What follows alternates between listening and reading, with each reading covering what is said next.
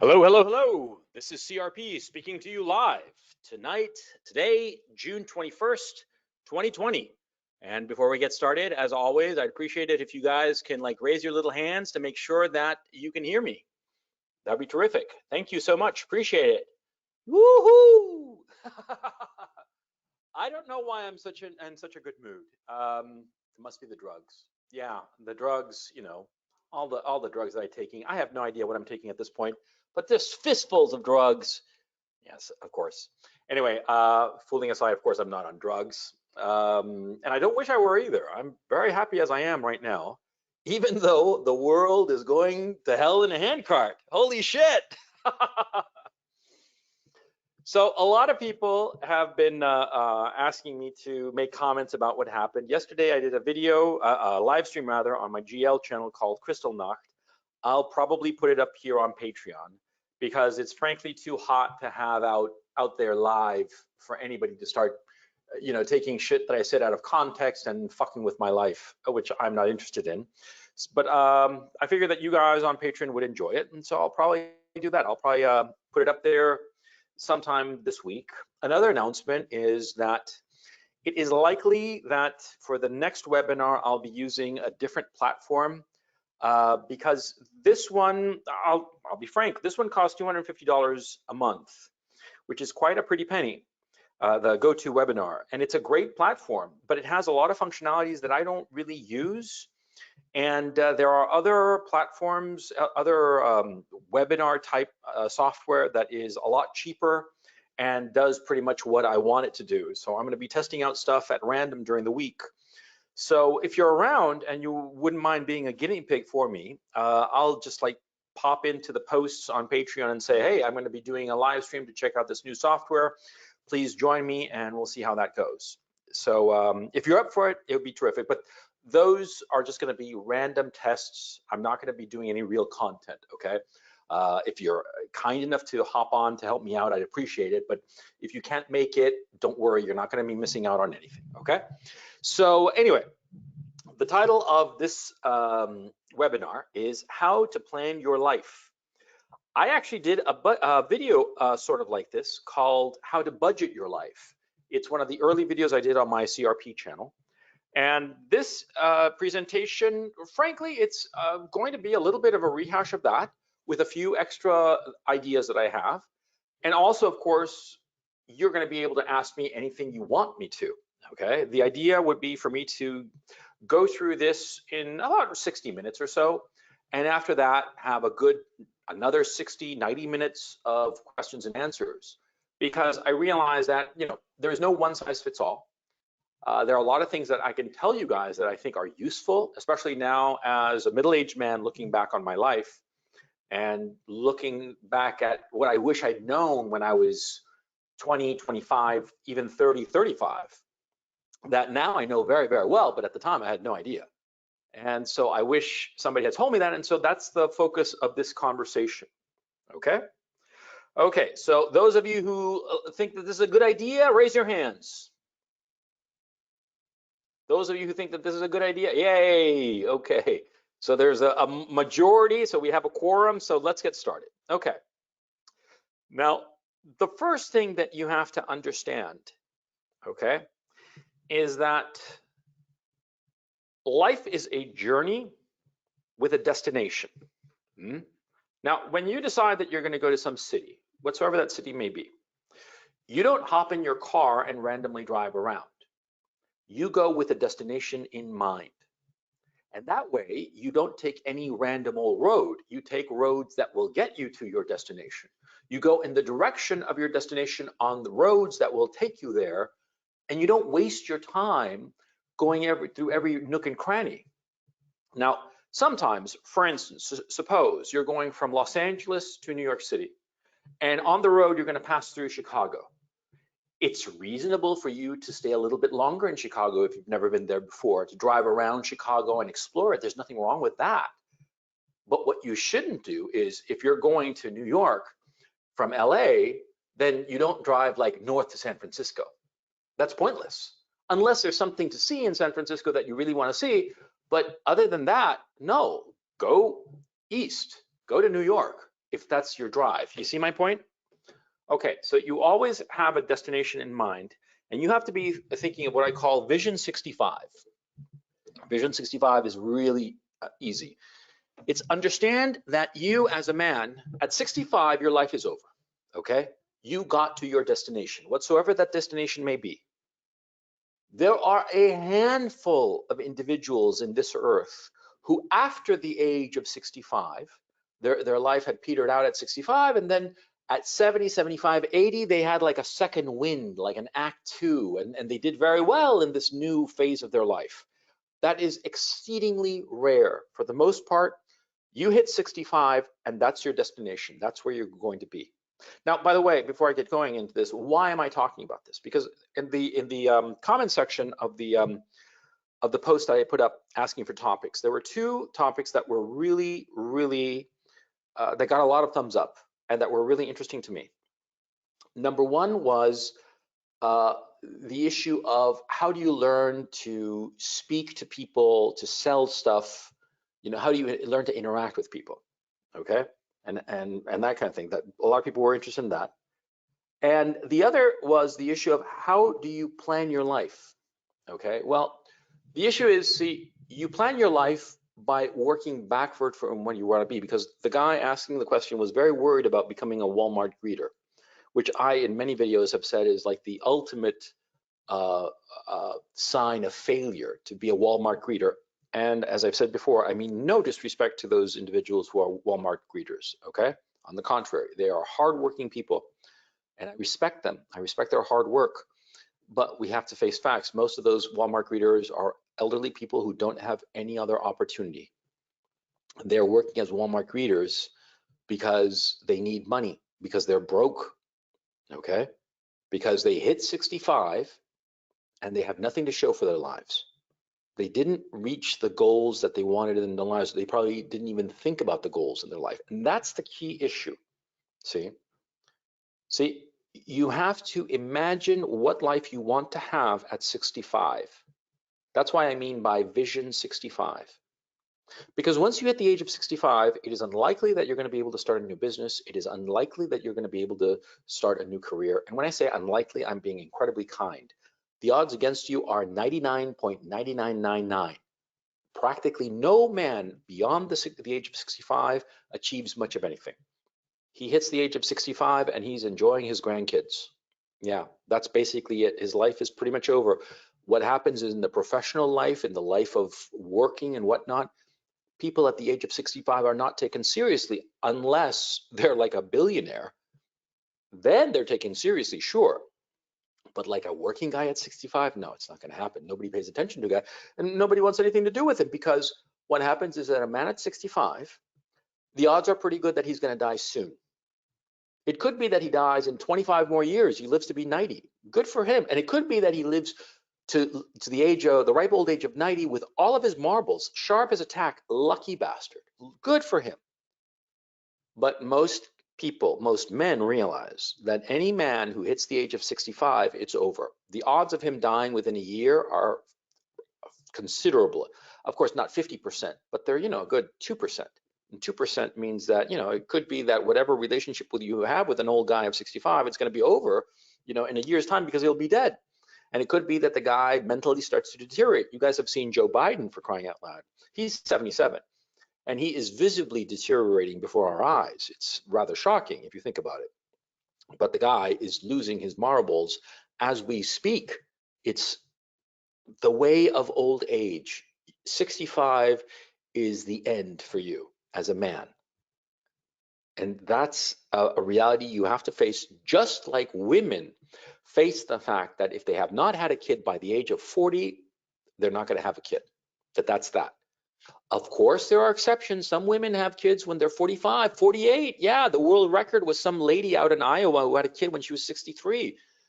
Shocker. Yeah, but the odds are not good. That's the exception, and the exception that proves the rule, because those exceptions are incredibly microscopic as a percentage of women trying to have kids, right? A woman hits the age of 40, it's over for her. A guy hits the age 65, it is over for him. It is over for you. Accept that.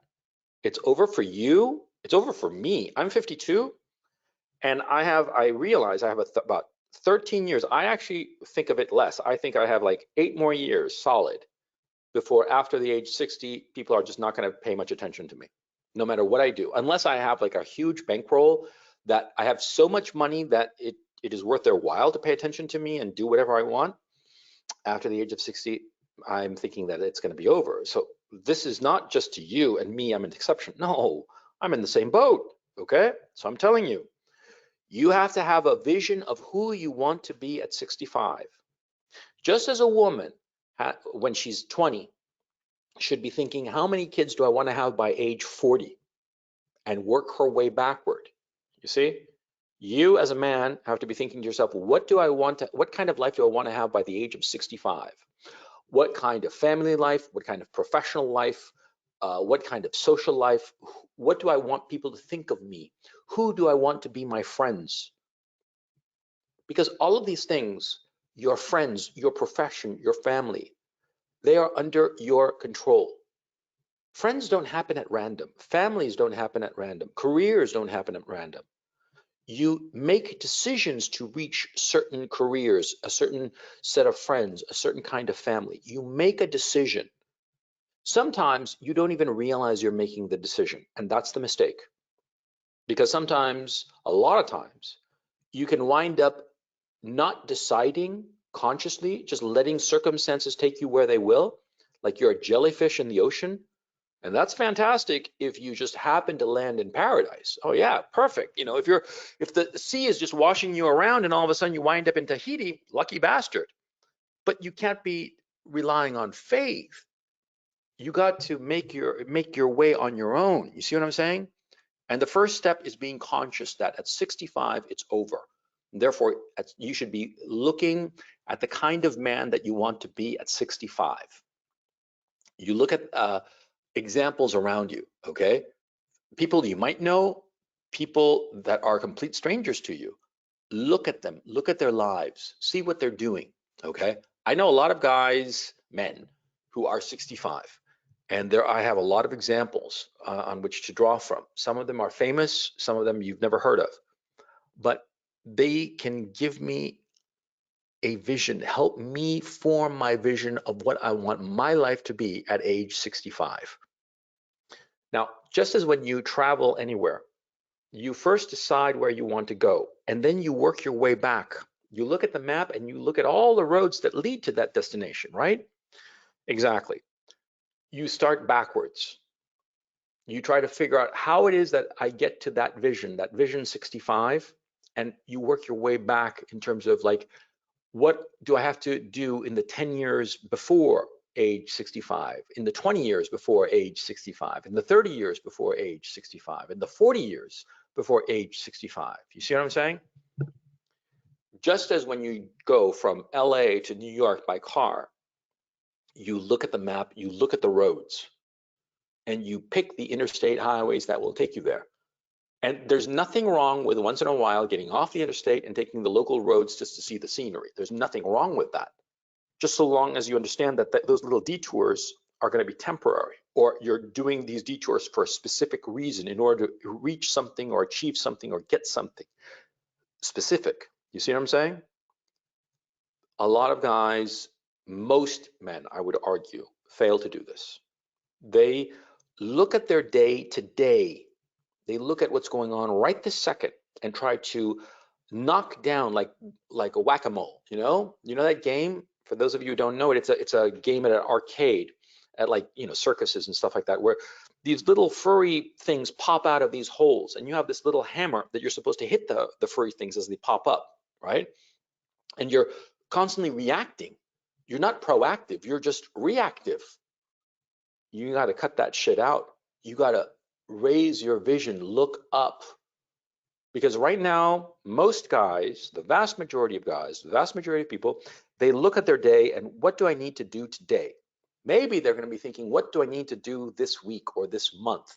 Maybe a few are thinking, what do I need to do this year? That's a mistake. You have to be looking up from your day, your week, your month, your year, and looking at the decades. and looking at Vision 65 and how to get there. Okay? Now, you have to understand that your life has different phases. Now, these different phases come at you, how can I put it? I have dates here, right? But these dates, these age ranges, they're approximations, and they don't mean shit, really. Because, and I'm going to repeat this multiple times throughout this broadcast, it is never too late. There are guys who get their shit together when they're 45 years old. There are fuckers who get their shit together when they're past 50. And there are other motherfuckers who are like born with brains, and at 20, they're already on their way. None of these options is better or worse. It's just the way it is. You don't take it as a positive or a negative. You don't make any moral judgment about it. This is good, this is bad. No, you just have to recognize that some guys wake up real early and some guys wake up late. That doesn't matter. What matters is you woke up. You see what I'm saying? Okay, so these phases, they are ranges.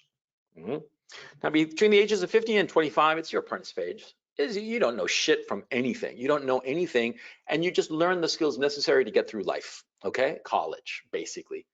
You know, think of the average college kids. He finishes at 22, 24, whatever. He's at 25. He can do anything. There are a lot of guys who think that once you hit 25 and if you haven't gone to a good college, a good this, a good that, you're never going to make it. That's bullshit. Okay, it's just total bullshit. If you go, I can tell you because I went to a good university. I went to good schools, good university, and the whole shebang. I went to an Ivy League school, and I had all the breaks. And when I graduated, I'll tell you, I was sitting pretty. I was offered a job at Goldman Sachs. I was offered the possibility of getting a PhD in history.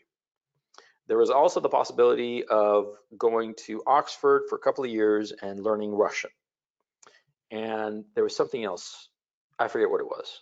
Anyway, I ditched all those plans and just went out to Hollywood to see if I could make it as a writer. Okay. I had the name of one person when I went to LA. One person. She was the sister of a classmate of mine who was one of the writers on Married with Children. And she was a real bitch. When I finally met her, she was so full of herself. She thought she was, you know, king shit of Turd Mountain. She didn't give me any kind of help at all. And so ultimately I made it on my own, but that's not the point. The point is, see, once you finish college, okay, once you hit 25 or 27, that's when you're just learning about the world and it doesn't mean anything.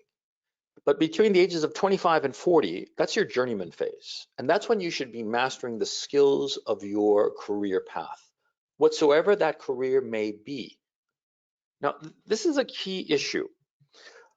Most people, most guys think that if you are in a good career, you're going to make a lot of money. And if you're in a bad career, you're not going to make any money. And they view good careers like white collar careers, like for instance, being a doctor or being an accountant or a lawyer. Okay, those are good careers. And a bad career is like being a welder, say, or being whatever. This is so stupid. A lot of times this dichotomy is between blue collar workers and white collar workers. This is a mistake because, see, it doesn't matter what line of work you're in. It could be blue collar or white collar. That will not determine whether you will have a successful life in all kinds of facets, including financial. You can be a welder and never have gone to college and wind up at 65 as a millionaire. Oh yeah, very easily, I'll tell you. Because you see, there are different ways to make a fortune, but ultimately all fortunes are based on organizing other people. That's how you make a fortune. That's how you make money, real money. Okay? That's something that people don't explain to you, but I'm here to tell you. See, you can be a lawyer. For instance, I did a video about this. There's this lawyer I knew back when I interned at a law school. Oh, that was the fourth option. I could have gone to law school, but I didn't because I actually worked at a law school during a summer and I realized it was horrifying. But let me explain why. This guy was a partner at a law firm. He charged $1 gazillion per hour. And he was nothing but a slave to his clients. And he had to do whatever his clients wanted. And he had no real freedom for himself. He couldn't live the life he wanted. He was a slave. a highfalutin slave, a white-collar slave, but a slave nevertheless. See, a guy who has employees, who has other people who are actually doing the work, he's more free, or he is free. You see what I'm saying? And that's what your goal should be, trying to become free. And freedom is achieved by not having to work, or let me rephrase that, by being able to do whatever you want, okay? And therefore, every great fortune, every man who manages to get free manages to somehow get other people to work for him. And so it doesn't matter if you're white collar or blue collar, you can be a doctor or a welder. The guy who gets other people to work for him and he guides them and directs them and supervises them, he's going to be on top. The welder who has, like, I don't know, some sort of welding company or car repair company or whatever the fuck, whatever welders do, I have no idea, quite frankly. But if he has like 20 welders working for him doing shit and he's just supervising them and making sure that everything gets made and happens, right? He is going to be much more successful than the doctor who, what is a doctor? A surgeon, for instance? A surgeon, well, he is basically a manual laborer, if you think about it. Yeah, that's what does a surgeon do? He is a manual labor. He goes to work and operates on people. Yeah, more highfalutin, more degrees, more hoops that he has to jump through, but it's basically the same goddamn thing now, isn't it? But it's just him. Whereas the welder who's got a company of welding or whatever the fuck, yeah, you see the difference. But anyway, in the journeyman phase, you have to learn your craft, your trade, be it welding, be it accounting, be it being a doctor, operating or whatever the hell. The age 25 to 40 is when you learn those skills and you master them. Master the skills of your profession, okay? Think of it in those terms. Then between the ages of 40 and 55, that's your peak phase. And your peak phase is you're exercising your profession at the highest level. And what is the highest level? It's when you are supervising other people doing something. That's when you're exercising your profession at the highest level. I discovered this when I was producing movies. You see, when I moved to Hollywood, I wanted to be a writer, and I struggled to be a writer, and I had some successes. I wasn't, you know, I did all right for myself. But what happened was that I would go into a room with a producer, and I had no fucking idea what the producer wanted. I just didn't understand what he wanted, you know, and he would tell me things, and I'd be like, what the fuck does this guy want? How do I get this job, right?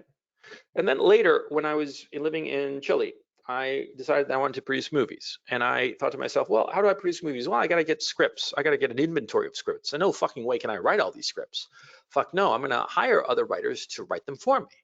And so I developed these ideas that I wanted turned into scripts, right? And I started talking to these writers. And that's when I understood. That's when I moved into the peak phase of my profession as a writer. Because as a producer, all of a sudden I realized,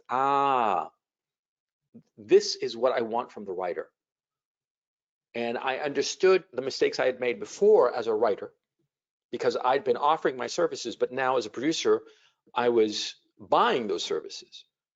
And that's when I started exercising my highest ability as a writer by producing, because I was supervising other writers and telling them, no, don't do this, do that. Write it this way and not that way. This scene, cut it by 2/3.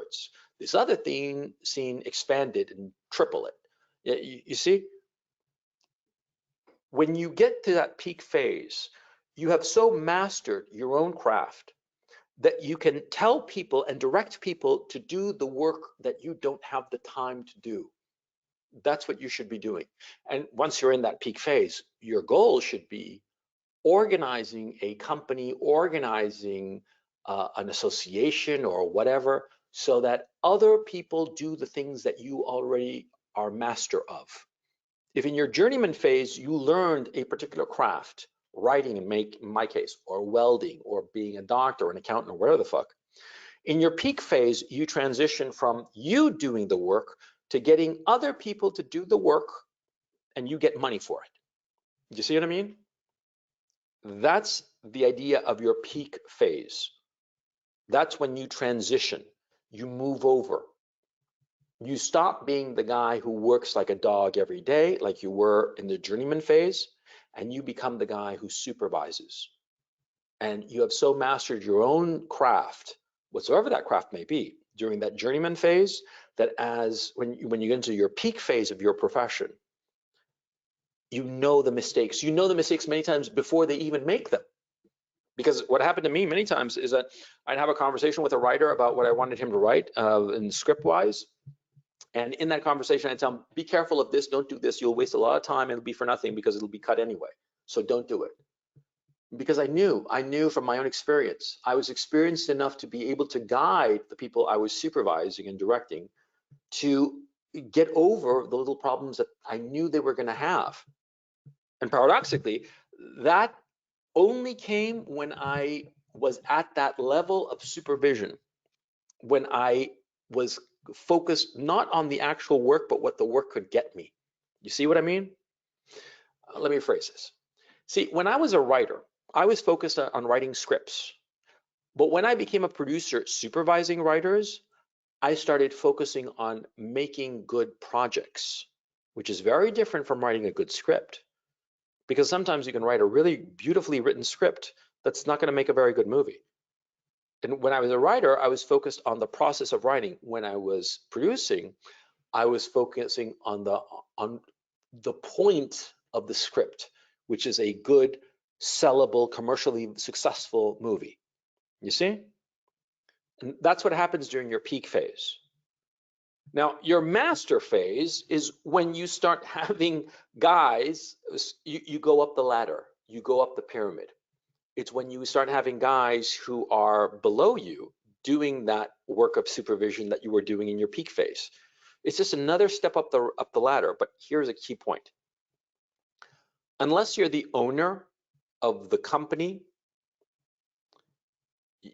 very soon, once you're in that master phase, very soon and suddenly, unpredictably, you will be shoved aside and thrown away. It's inevitable. The only guys at the master phase who remain locked in position are the guys who actually own the company. Okay? You have to understand that. Because what happens is as you go from age 55 to 65, and you're part of, say, like a corporation, say that you're like a CEO of a company or something. You're the CEO of a company, and you're supervising people, your executive VPs below you, and you're doing great. You're raking in the big bucks, and everything's fantastic. You're CEO, but you're not the owner. You're just a CEO, right? You serve at the discretion and the pleasure of the board of directors. Well, what's going to happen is that one day you're going to show up to work, or maybe you're going to be driven to work by your chauffeur or whatever. And you'll get a little email there, a little note saying that the board wants to have dinner with you. And you'll be like, fine, that sounds terrific. And you'll go to that dinner, in your chauffeur driven car, and you'll sit there and have a nice meal, and they'll talk about the business and whatnot. And then all of a sudden, like around dessert, when they're serving the coffee, they'll say to you, well, we've been thinking that Jim,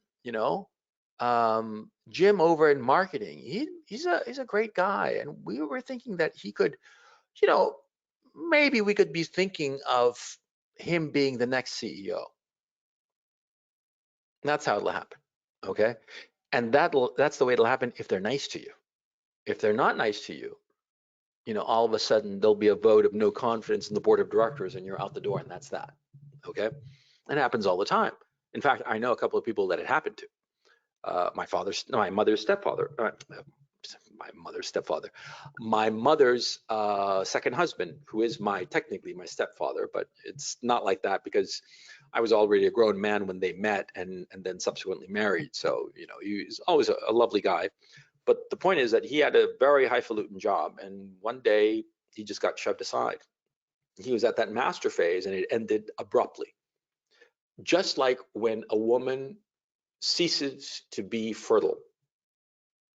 She's 32, 34, everything's hunky-dory, and then she goes to the gynecologist at 36, and the gynecologist says, well, that's that. You can't have any more kids because, your equipment doesn't work anymore, and that's that.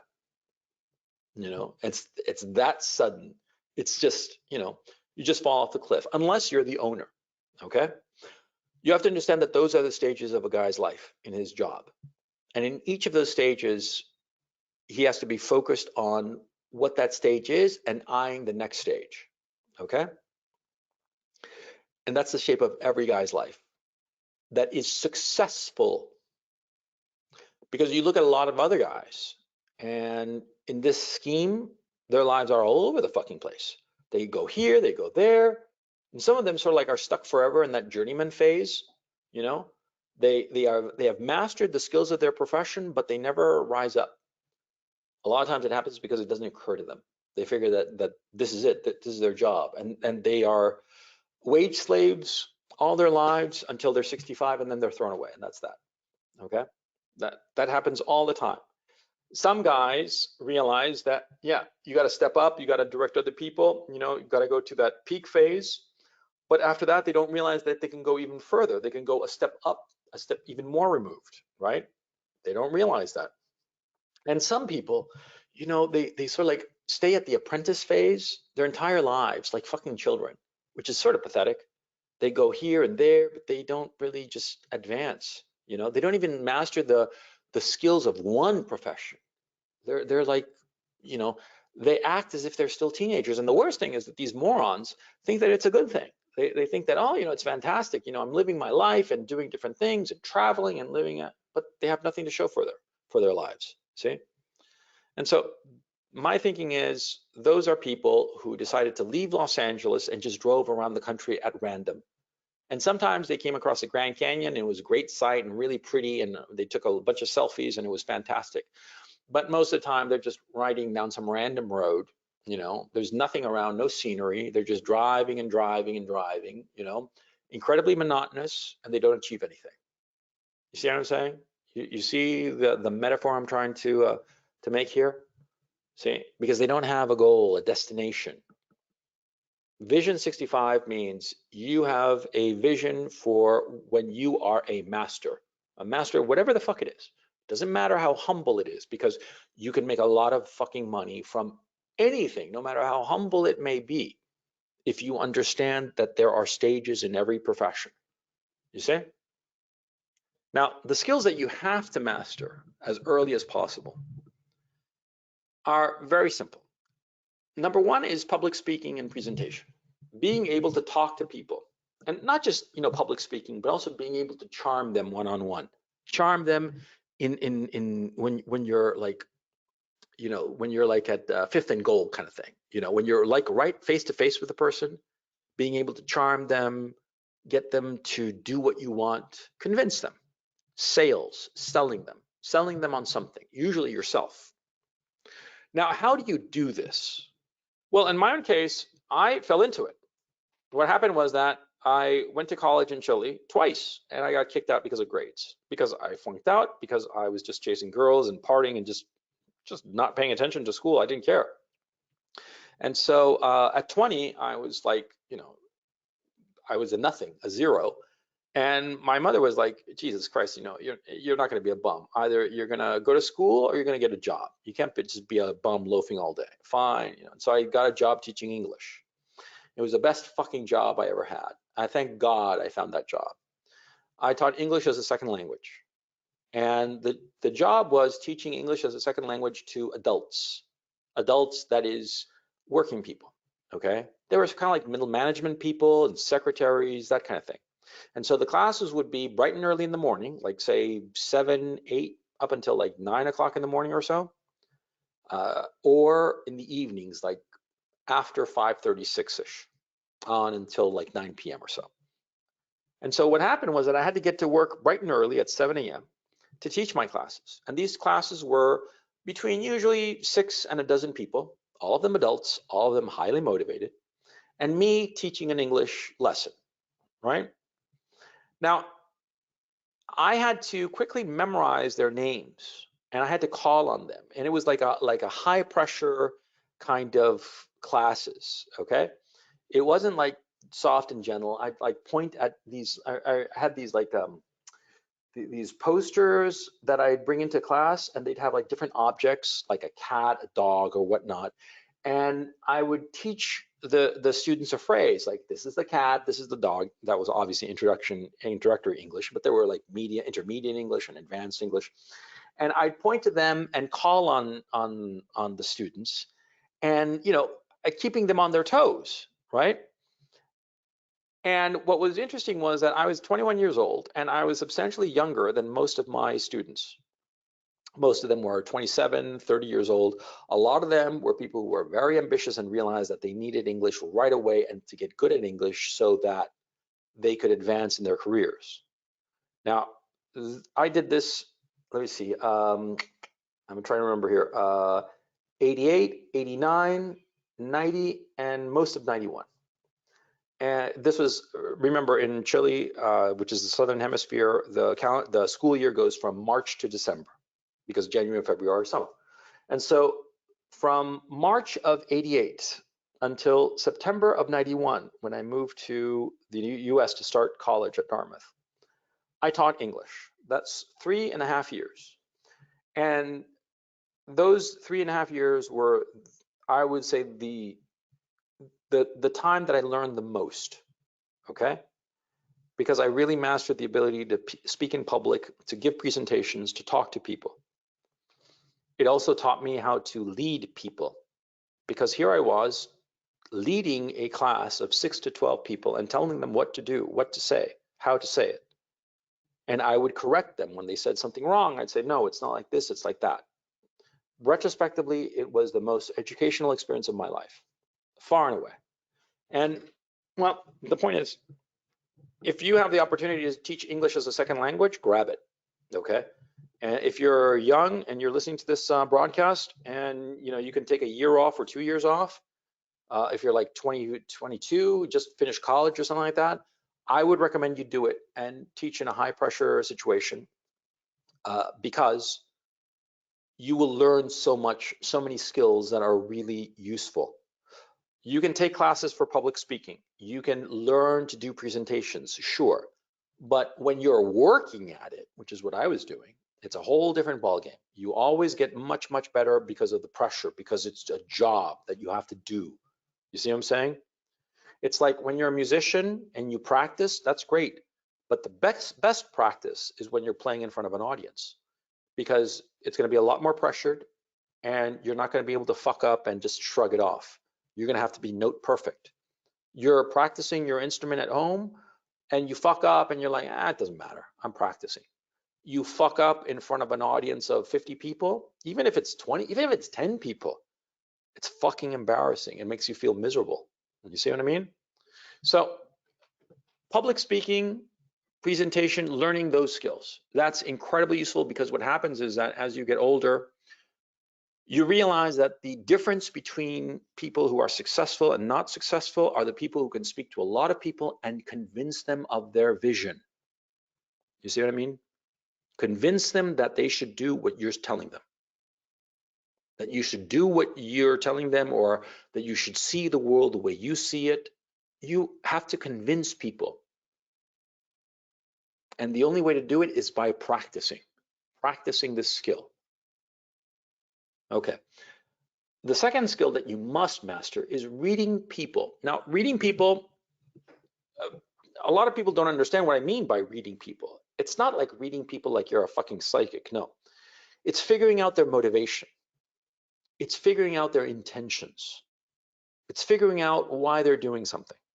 That's what reading people means. Let me give you a really simple example that you probably do all the time and don't even realize. Let me get a show of hands here on the webinar. Let me see a show of hands. Everybody who drives a car, raise your hand, please. Everybody who drives a car, raise your hand. Everybody who drives a car, raise your hands, right? Okay, every one of you guys who raised your hand, you all of you, no exception, you read people all the time. And what do I mean?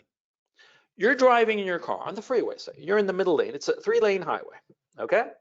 And you see an exit sign that says, I don't know, it's Poughkeepsie, and it's like an exit sign, exit 25 to Poughkeepsie, And all of a sudden on your left-hand lane, just ahead of you, there's a white car, okay?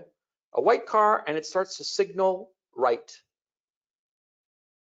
And what do you think is happening? You know exactly what's happening. The guy wants to get off at that exit. That's what he's doing. And you watch him as he drifts over to your lane ahead of you, and then drifts over another lane to the right of you. And then finally, as the exit pumps up, boop, he takes that exit and exits the highway. I mean, how many times have you guys seen that? You see it all the time. You get to a stop sign, and to your right, there's another guy at the intersection. He's also stopped. And you guys look at him, he looks at you, and all of a sudden he starts rolling his car across. Why? Because you both sensed each other's motivation. You both sense that, well, the guy to the right of me, say he's in like a black pickup truck. He wants to cross this street and keep on going on his path. And I want to cross and go on my path, but I'll wait for him. And he'll go first, and then I'll go. You figure out people's motivation all the time when you're driving. Think of it when you're dealing with people in person. Think of it. For instance, you're at some party, okay? And you're talking to John. John, he's got a drink in his hand, and he's talking to you, and you're talking to him. And then all of a sudden, Marcy, who's a sweet, sweet looking girl, I mean, legs for miles and, all kinds of hot. She passes by, and, John just like looks at her like, oof, and his motivation instantly. He wants to bang her, right? Of course, that's his motivation. He's a guy, he's got a pecker, she's a hot girl, he wants to bang her. Probably you do too. But you see, you read his motivation all the time. Why aren't you reading John's motivation about other shit that he's doing? Because it's going to be just as obvious. Pay attention to what people are doing. Read them, figure out their motivation, why they do something, okay? When somebody says X, Y, Z, whatever the fuck, you have to ask, why are they saying it? What's their motivation? What are they getting out of the situation? What are they getting out of saying X, Y, Z? You will find, if you do this consistently, thinking about it constantly with everybody that you come across, you will quickly master the ability to figure out people's motivation, because most people's motivation is fucking blindingly obvious, okay? Most people that you interact with, they make no effort to hide their motivation. They make no effort whatsoever to hide why they are doing something or saying something. It's a weird blindness that people have. There are very few people in this world who are really Machiavellian about their motives and keep them to themselves. Very few. For the most part, the vast majority of people, they're really fucking upfront and obvious about why they're doing something.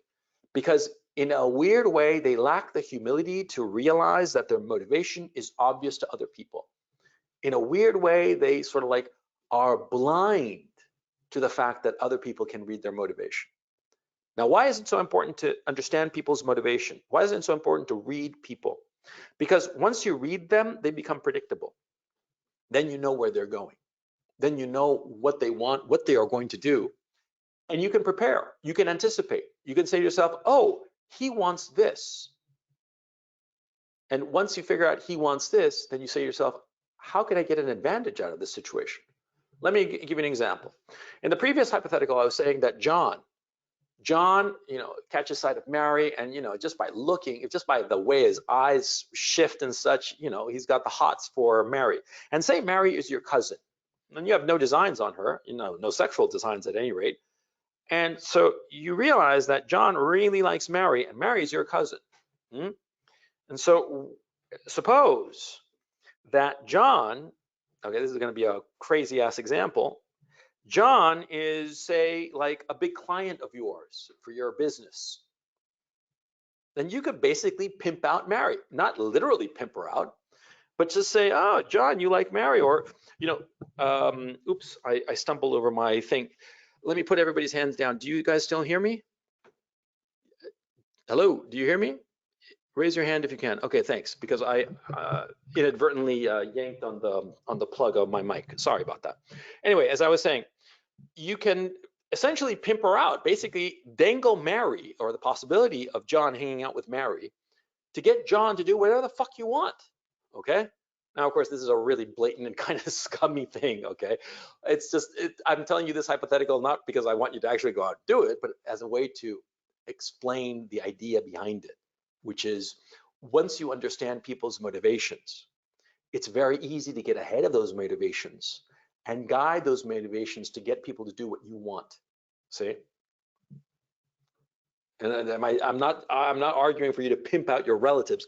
I'm arguing for you to read people, because once you read people and you understand what they're doing, understand the motivation or the goal of these people, of the people around you, all the people around you, then you can get ahead of it and you can do two things. Number one, protect your interests, and number two, advance your interests. Because, for instance, suppose John is actually not like some client of yours, but maybe like a peer at work, or maybe he's an underling and he's going for your job. And you realize that John has the hots for Mary, your cousin, and then potentially, you could neutralize him by creating the conditions whereby John makes a fool of himself over Mary, and you go to the HR department in your company and say, hey, this guy is doing all kinds of shit against me because he's got the hots for my cousin, or something like that. This is a bad example. I mean, I'm not phrasing it properly or doing a good example, but you get the gist of what I'm saying. You can protect your interests if you realize what other people's motivations are, and you can advance your interests, okay? It's a twofer. And the way you read people is by practice. You'd be surprised, most people don't pay attention to other people, which is a huge mistake. You should always be focusing on other people and watching them and observing them, and always playing this mental game of trying to figure them out. What do they want? What drives them? Okay? Some people are driven by hedonism, the pursuit of pleasure. Some people are driven by the need to feel smart, okay? Now, once you figure that out, once you figure out what emotion drives people, because it's usually just one strong emotion, once you figure out that emotion, then you can get ahead of them, and then they become harmless to you if they seek to hurt you, or useful to you if they can help you advance your interests. You see what I mean? Like, for instance, I'll give you a specific example. Destiny is a YouTube figure, and I figured him out early on. His goal is to be considered the smartest guy in the room. That's all he wants. And when he comes across somebody who realizes this and tries to fuck with him over that, he falls apart. He completely loses his shit. And I did that to him, and it was really funny. And he keeps claiming that he beat me in a debate. I mean, he didn't.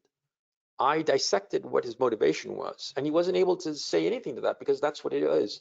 I neutralized him. See, that's how you handle people that seek to do you harm, because Destiny meant to hurt me. He wanted to hurt me because I was just going to be another feather in his cap. But him realizing that I had him figured out, he was just neutralized. He didn't know what to do with that. And him claiming that he's smarter than me and beat me in a debate when I didn't debate him. I just dissected the way he debates. And that just drove him around the bend. And that's what you have to do, in the sense of figuring somebody out. And if they mean to hurt you, using that information against them, understanding people's motivation. Okay, the third thing that I would recommend you do is learn the rules of the game. Okay, now the rules of the game, specifically in the issue of corporations, business, and finance. Now, why does this matter? Well, because you see, in the past, in the medieval period, the way you were organized was by tribe, or maybe by what you would call it, by dukedoms or kingdoms or shit like that. In our contemporary society, the way organizations are structured are by way of corporations. And so what's important is to master what is a corporation, understand what it is and what is necessary to establish a corporation, what is the uses of a corporation. I actually am going to be doing a video about corporations, of how to set them up and what's the point of them. But it's important that you understand corporations, because In the end, you are aggregating people. When I said before, in the peak phase of your life, that you are supervising other people, right? So you are aggregating other people. And what's the vehicle by which people are aggregated? A corporation. A corporation is a legal entity where a bunch of people work together for a common goal, whatsoever that common goal may be. You got to learn the basics of corporation, the basics of business law, what is legal and what is illegal. Most of them are pretty obvious. I mean, like, for instance, you can't cheat your clients and shit like that. You can't like use fake $100 bills to pay your suppliers or whatnot. But other things are pretty subtle that you have to learn, and you learn by experience and you learn by asking. And one of the things I wish I'd learned early on, I mean, even though I learned quite a bit because my old man was a banker, but I wish I'd learned more, is the issue of finance. How to get other people to finance a project that I have. The weird thing is that it took me a long goddamn time to figure that out, even though my old man was a banker. But to understand it, it took me a long time to understand the uses of commercial banks and, more importantly, investment banks. What's the point of them? Okay. And that's going to be a future webinar, by the way, so that's a little preview. A lot of people don't understand that you don't need money in order to become rich. You can get other people's money to make you rich. You can not even borrow other people's money, but just use it, position other people's money so that you make money and your own fortunes improve. And these are the rules of the game insofar as business is concerned, and you have to learn them. You have to learn them really, really well. Now, another question that was raised in the topics post that I posed was, what are the habits that you should cultivate? And that's a really good question, because there are, in my own life, I don't have many very good habits, to tell you the truth. I sort of like go through streaks of being good and keeping up my good habits, and then I sort of like, they fall by the wayside for a while, and then I get all guilty and try them up again. But these are the habits that I wish I had cultivated properly from the get-go, okay, since I was young. The first one is be neat about your paperwork. Your paperwork, in whatever it is, always have everything neatly filed. And as soon as you get a new paper, file it. I don't know about you, but I'm the kind of guy who gathers like a stack of papers of different sorts, and I just stuff them all together. And then all of a sudden, some need arises that I need some paper, and I spend like all night, setting all these papers aside and organizing them and figuring them out and figuring out which ones are really important, which ones I can just throw away, that kind of thing. Yeah, that's me. That's me all the time. It's only in the last decade or so, I'd say since around 38 or so, that I really started being much more careful about my paperwork, okay? Be neat about your paperwork. The second is sweat at least 15 to 30 minutes per day.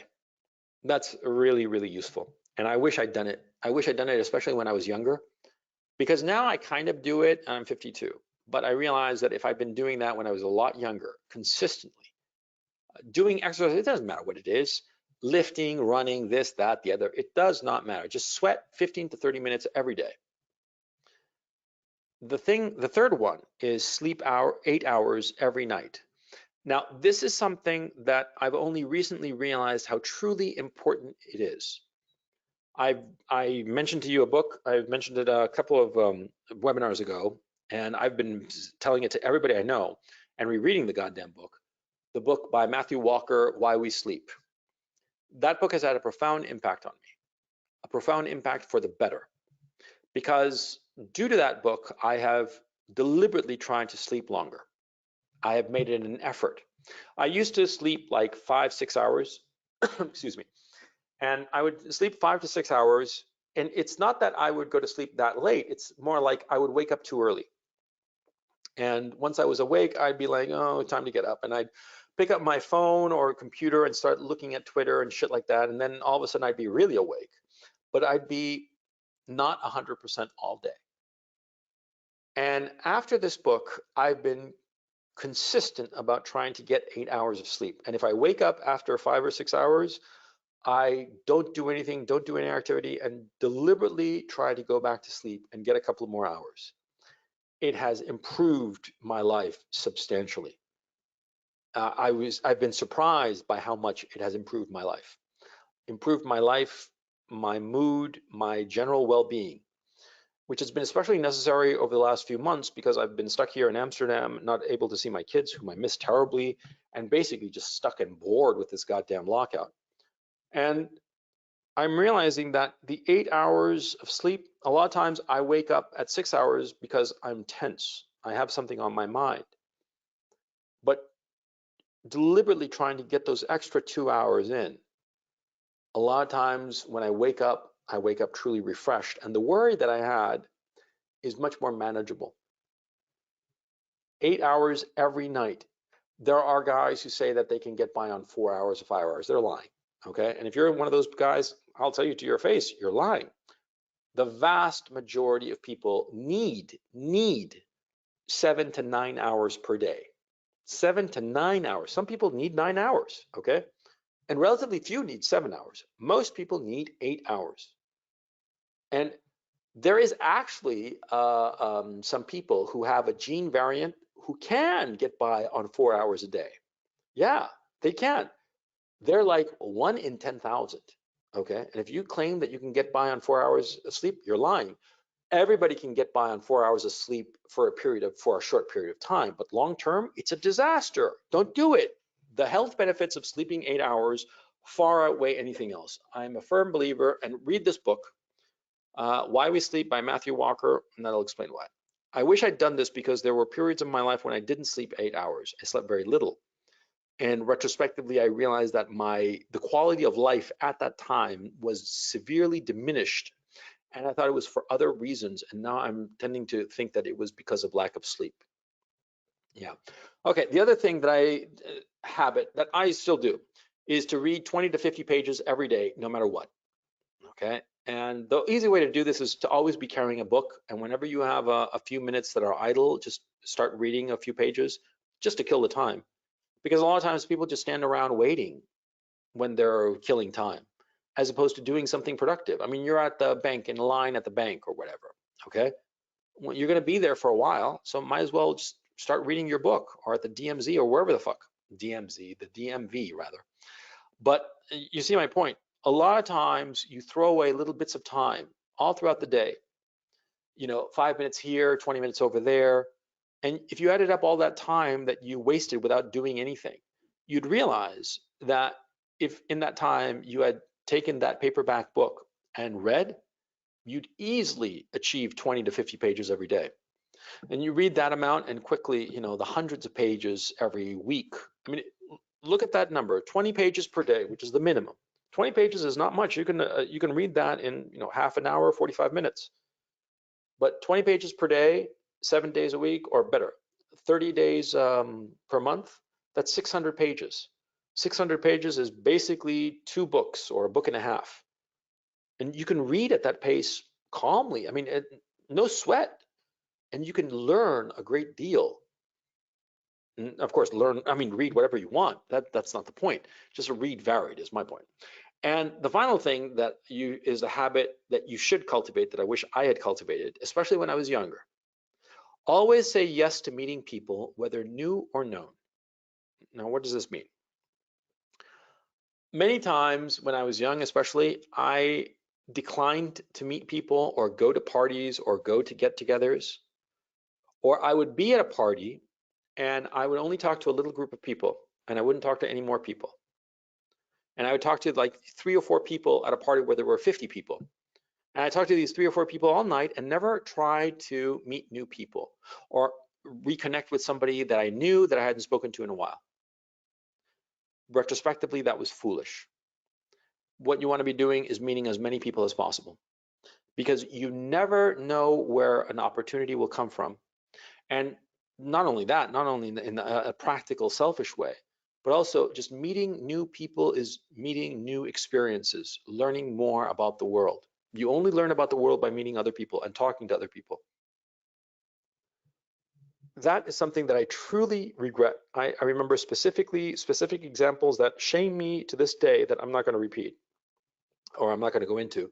But the point is, there were a lot of times when I could have talked to other people that I didn't know, or I could have reconnected to people that I knew, but I just, the friendship or the acquaintanceship had just sort of like been left on the vine and was kind of dying.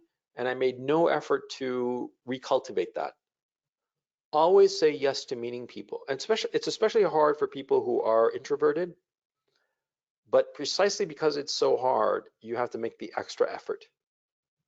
It's like, you're not good at sports and you think to yourself, well, I'm not good at sports, so I'm not going to do any sports. No, it's not because you're ever going to be good at the sport. It's because it's good for you. It's good for your body to do the exercise.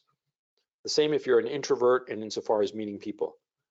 If you're an introvert and you constantly find an excuse not to speak to anybody, you're going to become more introverted because you're going to be scared of talking to people, because you only get over a fear by doing it. And some of you might know, I bought a motorcycle yesterday. I bought this big 1200cc bike. It's a BMW. It's an adventure bike. It's really cool.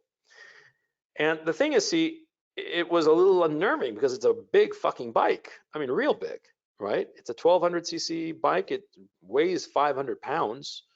And, a couple of times, holy cow, it was like it threatened to tip over. It was that goddamn big, that goddamn heavy, scary shit. And, at first when I got on the bike, I was real scared of it. But I bought it in this town called Apeldoorn, which is about 100 kilometers away. It's a nice 1 hour drive. And yesterday it was beautiful weather here in Holland. And so I took a train to the dealership where I purchased it, right? I filled out some paperwork and all that. And I took the bike. And I had to ride it. 100 kilometers. And I'm not going to lie, at first I was scared silly, I mean, I remember when I hopped on the bike, I'm the proud owner of this bike, and I start riding around the parking lot there. I was real goddamn nervous. It was a real goddamn thing because this is a big bike and I was scared. But getting on the highway and the miles started to accumulate, and all of a sudden, I started feeling, hey, I can handle this, no problem. See? There's this great line of this song by Rush called The Enemy Within. And it's got this line, experience to extremes. Yeah, it's like the final line on the chorus. It goes experience to extremes, experience to extremes. Yeah, the more experiences you have with people, the better. And you want to take those experiences to the extreme insofar as numbers are concerned. Because when you say yes to meeting people and talking to people, you learn more. Because at the end of the day, we are social animals. And all of the things that are important in our lives are because of other people. Other people, and so we have to know other people. And so we have to say yes, okay? Now, I've gone into this issue of habits and skills that you should master. But to go back to the different phases, right? I talked about the apprentice phase, the journeyman phase, the peak phase, and the master phase. And I gave like some rough benchmarks as to the age of these different phases. But I just want to emphasize that it is never too late. It is never too late. Some of you guys listening to me are in your 20s, some early 30s, some of you are in your 40s. A lot of guys who are in their 40s figure, I can't do this anymore, I'm too old. That's fucking stupid, okay? It's fucking stupid, because of course you can. You can start any phase anew just so long as you have in mind where you're going. And that's the key issue. It's never too late. It's never over. The only time it's over is when you're dead. That's when it's really over. And the point is, see, you want to be experiencing the different facets of your life. Because there's the family side, there's the professional side, and there's the social side. And you want to be experiencing all of these, and you want to be living the life in each of these regards that you choose. And a lot of times, you've gone through your 20s and your 30s and you haven't really thought about where you're going. That was my flaw, by the way. I feel that my 20s and my 30s, I was sort of like bumbling along at random. I didn't have an overarching plan. And I regret that because I lost a lot of time. Now, at this age, at this stage in my life, it's not the case. I have a fairly clear idea of where I'm going over the next few years. I'm 52, and like I told you at the beginning of this broadcast, I figured that 65 is it. Vision 65. I have a particular vision of where I want to be at 65. Some of it I've kind of achieved already. Some of it I have not, and I have to work harder in order to achieve them. But I'm going in that direction, and I know what I want to achieve and what I will reach. You see? And I'm working every day to reach them, reach those goals. Some days I take little detours, but I make sure that those days that are little detours are few and far between. You see? Because I want to stay on my track to getting to where I want to be. It's never too late. If you think it's too late, then you should be asking yourself, what are you afraid of? Because a lot of times you'll find that you say to yourself, oh, it's too late for me to do this or that or the other, as an excuse because you're afraid of failing. That's been my own experience for me personally, and it's been the experience I've observed in other people. A lot of times that they say that it's too late for them to do XYZ because they're afraid of failure, afraid of trying and not reaching. But I'll tell you this from my own experience. You always regret not trying more than failing. Because when you try and fail, I mean, you try it with all your might and it just doesn't happen, it doesn't come together. You feel miserable, no question. But the bitterness of not having tried is infinitely worse. Because when you try and fail, well, you know the result. You failed. That was that. But when you didn't try and could have, then you're always going to be left with this notion that, like, if only I'd done this, what could have been of my life? And that is far worse. That is far worse because it's a possibility that will always haunt you. Because failure is a death, but not trying is a haunting, if you will. See, it's like a ghost that always haunts you and makes you feel miserable. I've told the story a bunch of times that there was this girl in high school that I never went up to and talked to and tried to ask out on a date because I was too chicken shit. A girl called Macarena, you know, like the stupid dance. Yeah. She was so fucking smoking hot. And I tell this to people and they kind of like don't believe me, but it's absolutely true. Every week, at least once in a week, I will think about her and me not having asked her out back when I was 17 fucking years old. That's 35 fucking years ago. And I still think about it. I still think about it. Shit that happened back in 1985, and I'm still thinking about it and so regretting it, you know? Because I figure, you know, that I might have gone out with her, we might have dated for a bit, and then we would have drifted apart or gone our separate ways or whatnot, you know? And that would have been that. And, you know, I'd be talking to you now, maybe saying, oh, yeah, I had this old girlfriend. She was real hot, you know, Macarena or whatever. And she was really, really hot. And she was this girl I dated back in high school. That would have been the story. That would have been that, you know, likely 97, 99% likelihood that that would have been the story. But instead I have the story of regret that I didn't, because I don't know if that would have been the end. If I would have just dated her for a few months and then just we would have drifted apart, or maybe I had like a big fight, like typical high school bullshit fight, and that would have been that. I don't know because I never asked her out. And I wanted to, and I was crazy about her, and I was a fucking idiot, you know? You see?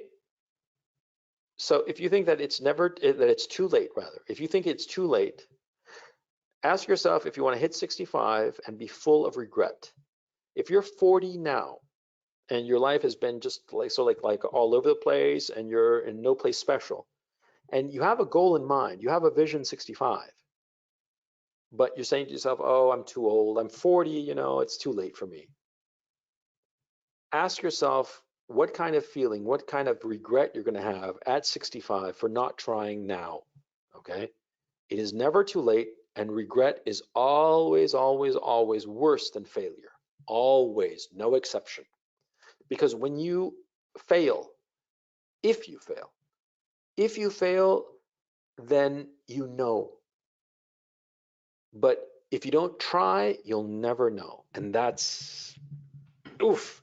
I'm telling you from experience, man. I know this. I know this for a fact. Okay. In my own case, I did a lot of things a little bit randomly when I was a kid, when I was younger. Not so much when I was a kid, but when I was like, my 30s and my 40s, I did a lot of things that I'm so glad that I did. I never had the problem of fear, because there's something else that you should know that I'm here to tell you is that um, the fear of getting hit is worse than actually getting hit. Okay. I learned this when I was like in junior high school. I used to be bullied quite a lot. Surprise, surprise. And I'd get into a lot of fights. And when I was younger, when I was way younger, I didn't get into fights because I was scared. But then I started getting into fist fights, a lot of them. And I realized, hey, it doesn't hurt that bad. I mean, it's not pleasant, but it doesn't hurt that bad. And it hurts less than the humiliation of backing down. And that's when I learned my lesson that, whenever there's something that I want to do, I just do it, because I know that if I fail, it's not going to hurt that bad. It's not going to be pleasant, but it's not going to hurt that bad. But not trying, that backing off, that saying, oh, it's too late, that hurts more.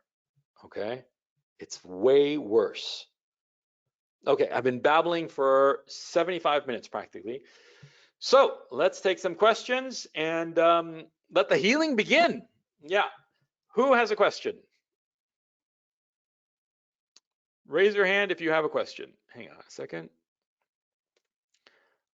Anybody have a question? No question? Aha. Carmen. Wait. Oh, and Mr. Blue. Aha. And Steven. The usual suspects. Yeah, it's great to see you guys, but let's get some new blood in here. Hayden, Chris O, Ben Dover. Very original, Ben. Okay, Ben. Let me get you. Ben Dover. So how's it feel, Ben Dover? Hey, Coach. How are you doing? Pretty good. Yourself? Doing well. Last week I actually I tuned into the live stream. I watched it later, and my question was it's not related to this week, but it's basically you were talking about how no, the Jews in Nazi Germany didn't realize didn't want to leave, and I'm actually Jewish, and Mm-hmm. I thought the same thing, like that you thought, but I thought it's like I actually disagreed with you with the whole part. Like I don't feel like the world is in that state that it was 100 years ago. There's no Mm-hmm. wars, there's no fights, there's no and the way you reacted to the stock market, to the whole coronavirus, I felt you kind of overreached, overextended. Like it was Okay. not. I didn't feel like I feel you overreact to some stuff, and I had to Okay. disagree, and I wanted to jump on this week and disagree with you regarding that subject. Okay. Yeah, that's about it. Okay. Well, that's fine. Yeah, I mean, I don't have a problem with anybody disagreeing with me. It's just my views. And if Okay, anybody disagrees with me, that's perfectly fine. cool. I think that what's going on now is really bad and that something should be done. But yeah, if you think I'm overreacting, that's fine too. I Anything else, honestly, Ben? I honestly don't see the world like really changing that much. Um, Okay. yeah, like you said, people came out of like quarantine, and they had a Uh-huh. lot of steam to blow. It's not like you're looking at the data and you're saying that's how it's going to be, and like there's going to be a civil war. But Uh-huh. I really doubt that, because again, people had steam is blown off, and that's it. Like the world is not where it used to be. It's not. Well, I hope you're right. I hope that you're right and this is just temporary. I hope so too. Okay. Okay. Thanks for your time. No problem. Thank you. Take it easy. You too. Let me see here. Albertus S. Albertus S. How's it going? What's up? Hey, coach, can you hear me? Yeah, I hear you fine. What's on your mind, my man? Yeah, I have two questions here. So the Shoot. first is, do you think that entrepreneurship is the default or the best choice for men? I mean, I've been living in some Asian countries, Japan and Mhm. Singapore for two. And I've been in universities, companies, you know, and I feel like men here or in Japan and Singapore in particular, they are like soulless, if you know what I mean, in these companies, in these universities. And I feel that that's because people are standing in their shoulder, if you know what I mean. And by that, it crushes man's soul. So I'm asking, my question is entrepreneurship or doing your own business is the default best choice for our psyche, if you know what. And yeah, that's my first question. Yeah. Let me answer it. Let me answer that first, because that's a complicated question. Because there are different ages and different stages in your life when sometimes it's better to be part of a structure. Because sometimes, like for instance, in my own case, when I told you the thing about me teaching English, that's the best way to learn public speaking for me. And well, what happened was that, see, that kind of lesson, I couldn't have learned it if there hadn't existed the institute that taught English. I worked at a language institute called San Marsali in Chile. And this language institute was all very organized and very structured, and I had to toe the line. I had to do what the other teachers were doing and follow through on the orders of my supervisors and that kind of thing, right? And that was perfectly fine. Now, at 52, forget about it. I'm not going to listen to what anybody says. I'm going to do my own thing, right?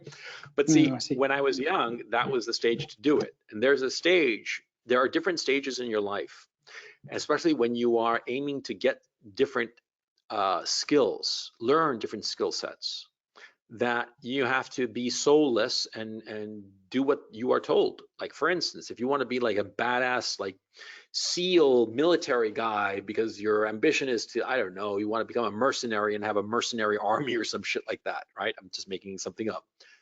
If that's your goal, then you have to start somewhere. You have to go and join the military and do basic training. And in that set of circumstances, you're going to be just a soulless guy doing exactly what you're ordered to do, because that's part of the training, you see? But as to whether to be an entrepreneur or be a part of a corporation or a larger business, that's up to each person. Each person has to make up his own mind on that particular score. There are some people, I mean, entrepreneurs are glorified, no question. But some people just do not want to live that kind of life. They want to live a life where they don't have to think much about their job and focus their attention on other things that they find very fulfilling. For instance, you know, there can be some guy who really loves to do woodworking, for instance. You guys know that I do woodworking. I'm not talking about myself. I'm just making a hypothetical example with that in mind. It could be that the guy doesn't really give a shit about work life. He loves his woodworking, but he figures that he can't make good money off of it. So what he'll do is, you know, work 8 hours a day and get the money, but, you know, devote all of his free time to the woodworking shit. Now, that's a life choice that's perfectly respectable. See, any life choice is respectable so long as it's done with some thought. It's arrived at consciously. It's not that you sort of like slide into it.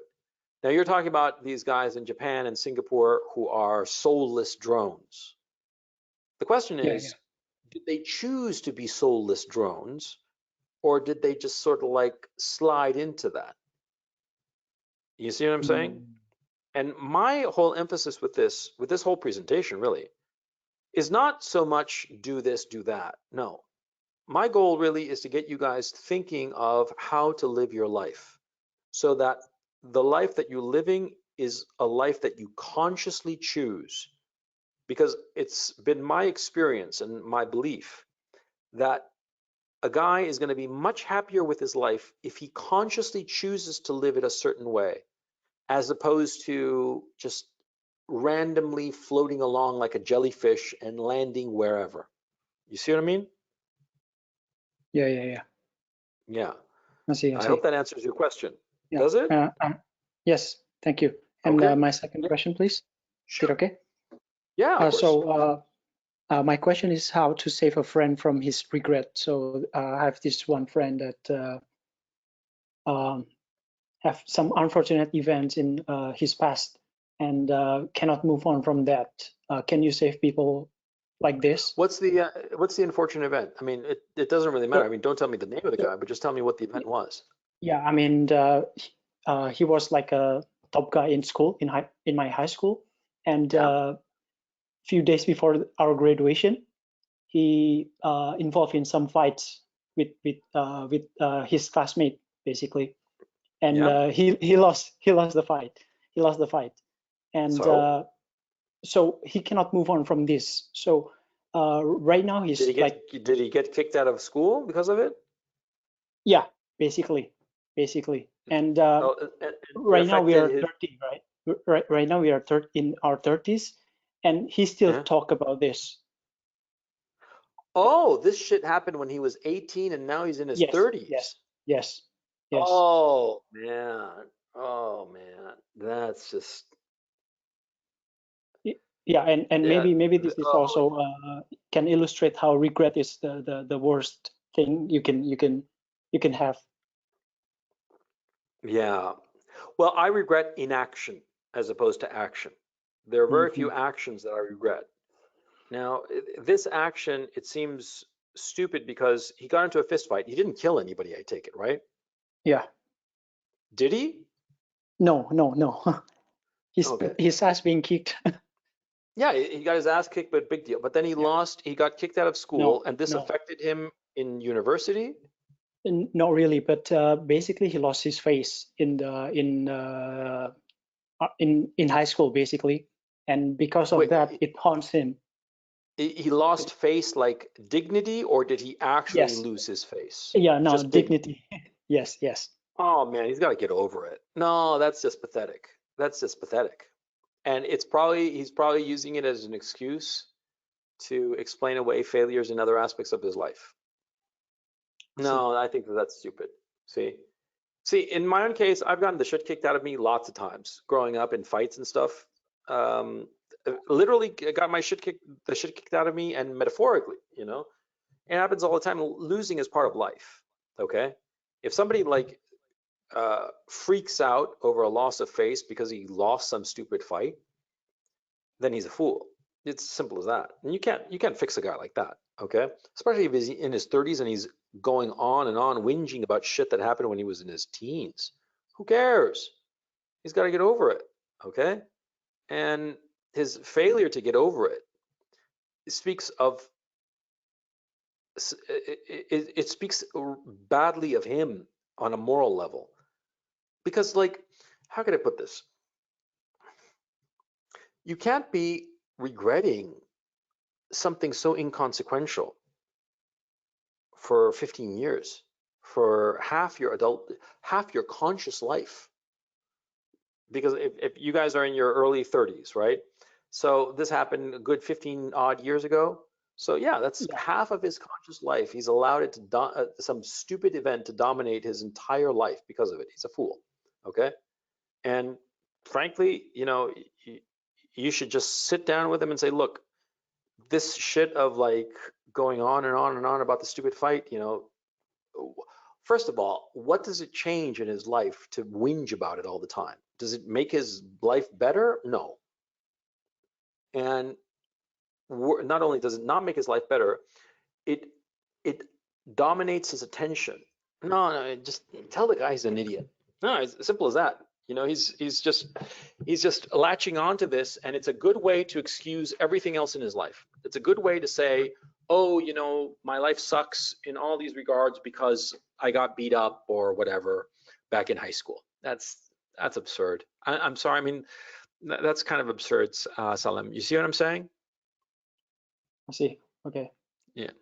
I'm sorry, Albertus. I'm looking at somebody else here.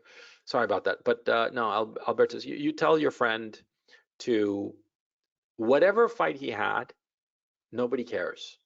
The only person who cares is him, and he should just forget it. Because the longer he keeps on going like this, the more it will dominate his life, and he will not be able to progress in his life. Yeah, you tell him that. Okay? Great. Thanks, Coach. No, thank you. Take it easy, man. There's Salem Bonhomme. Salem, you there? Hello. Salem? Okay, Salem doesn't seem to be there. Oh, there he Can you is. hear me? Yeah, Hello. hello, you there? Hi, how's it Yes, I going? am here. How are you? I'm fine. Pretty good, pretty good. What's up? So my question is, what to do when you are in a sinking country? Like the economy is down the tubes, unemployment is sky high, corruption is everywhere, and you know What this country are stuff. you referring to? I am in Lebanon In Lebanon. Yeah, well, if you're in a sinking country with no future, then why stay there? because I don't think I can live. Why not? You know, the immigration in the Western countries is getting harder and harder. Yeah, And but the thing is, see, there are other countries. You don't have to focus on the Western countries. You can focus on, like, say, Africa. I always thought to myself that if I were young and wanted to, like, go someplace new, I'd go to Africa. Yeah, lots of opportunities there. And so focusing only on the West, you limit your options, see? Because what do you want to be? You want to be a very small fish in a very large pond, or a bigger fish in a smaller pond? In Africa, you can be a bigger fish in a smaller pond. There aren't that many people who are going to Africa, not a lot of people of industry and hard work. And you can go there and do well. And so don't think to yourself, oh, I can't go to the West and therefore I'm stuck here. Look at other options. I mean, like, look, if life is a maze, you should never hit a dead end and sit there and say, oh, I can't go anywhere. You have to look around. Think of it like a labyrinth. When you're doing a little labyrinth, with a pen and paper or whatever, you draw the line and maybe you wind up in a dead end. Well, you have to backtrack and find another way out, you see? Don't lock yourself in because the first option is not possible or is not available to you. Your first option is to go to the United States or the UK or some shit like that. And that's not possible. Okay, what is possible? And more to the point, what would be beneficial to me? What place on earth would be better for me or give me more opportunities? For instance, if I were like, to give you an example, if I were like some sort of like oil petroleum engineer, I'd go to Africa because I'd go to Nigeria or Niger or whichever one has like a lot of oil. I always get them mixed up, Niger and Nigeria, but whichever has more oil, I'd go there. Yeah, because it's a shithole and all the rest of it, but there are going to be lots of opportunities. See, and that's what you have to be looking at. You don't think to yourself, which is the land of milk and honey, because there's no such thing as a land of milk and honey. What you have to be thinking about is, where's the best place for me for opportunities that can help me, opportunities that I can take advantage of. You see what I'm saying? yes. Yeah. So if you feel that Lebanon is a shithole and it's going down the tubes, then, and you can't go to Europe or North America, look at other places. Don't lock yourself in.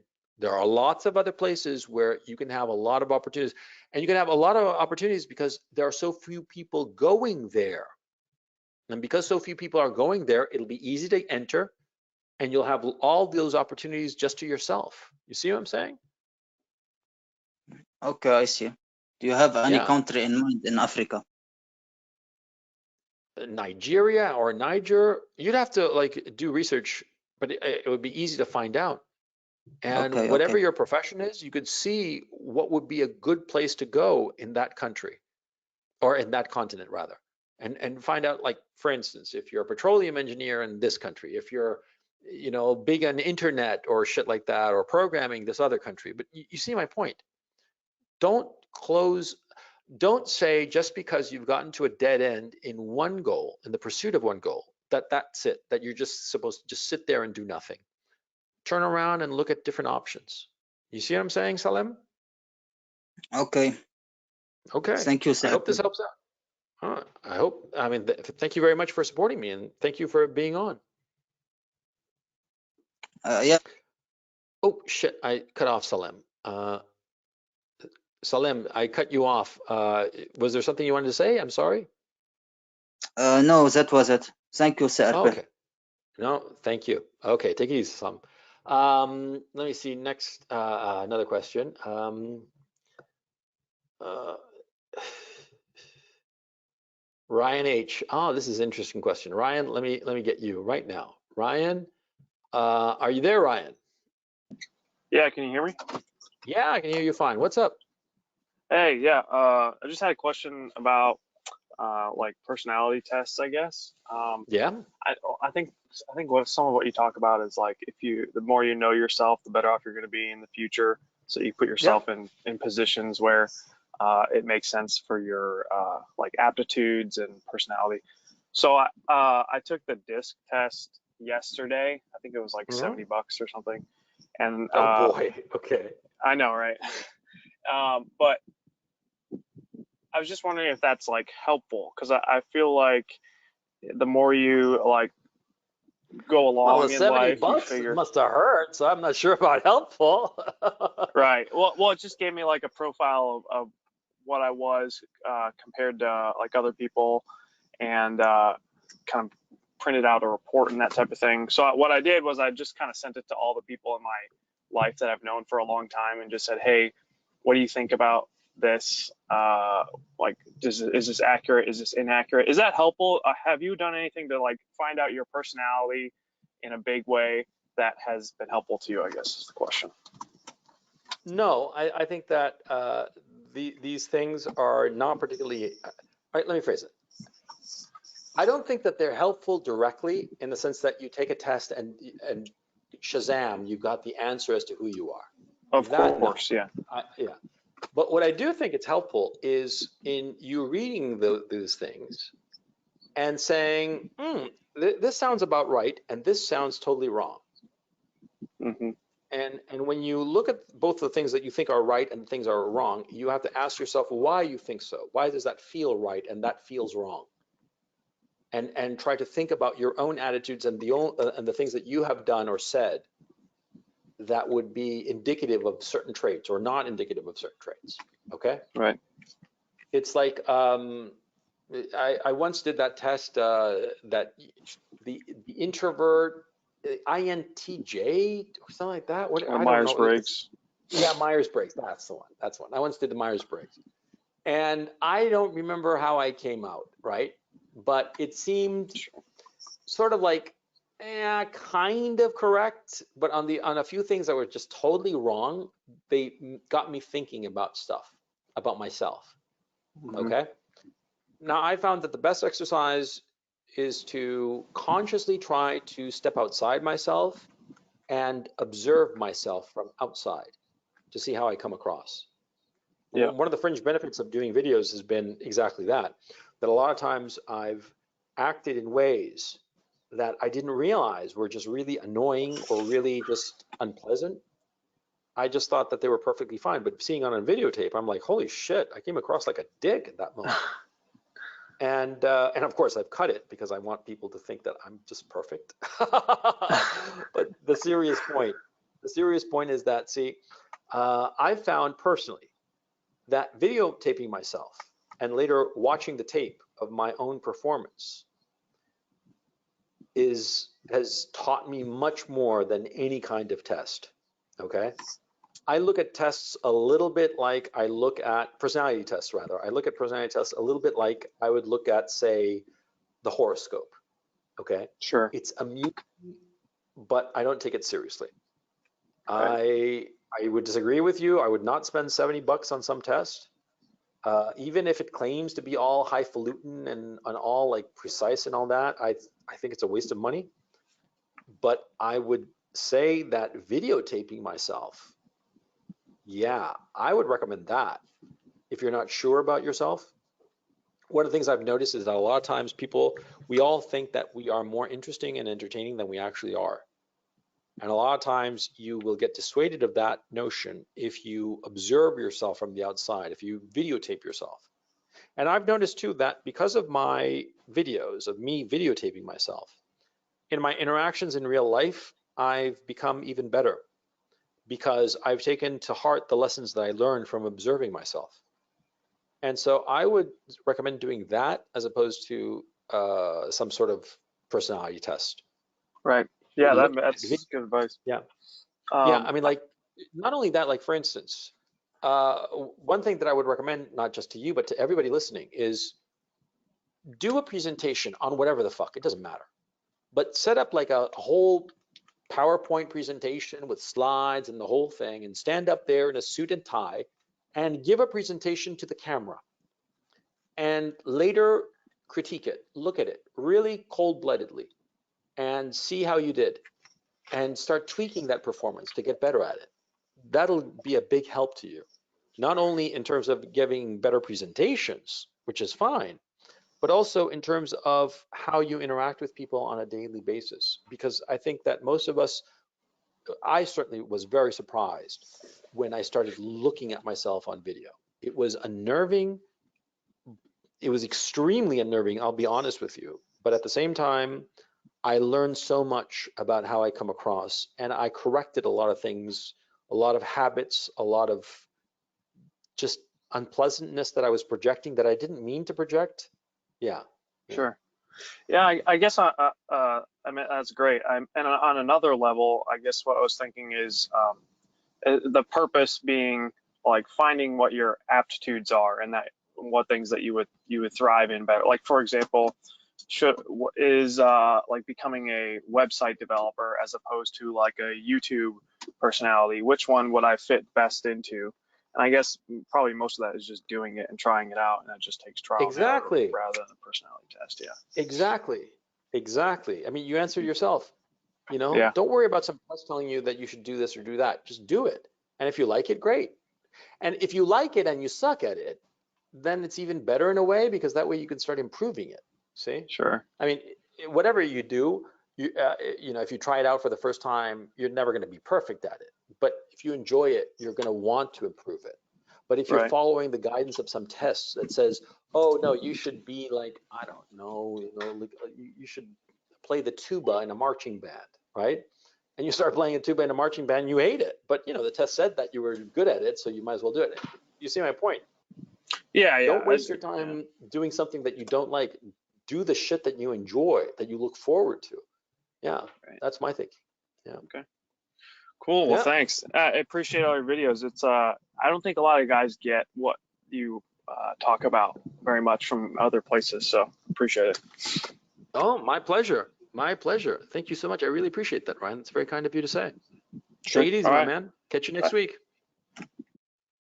Okay, Robert Ramdehol. Robert Ramdehol. That's an interesting name. I've never heard of that. Hello, Robert. You there?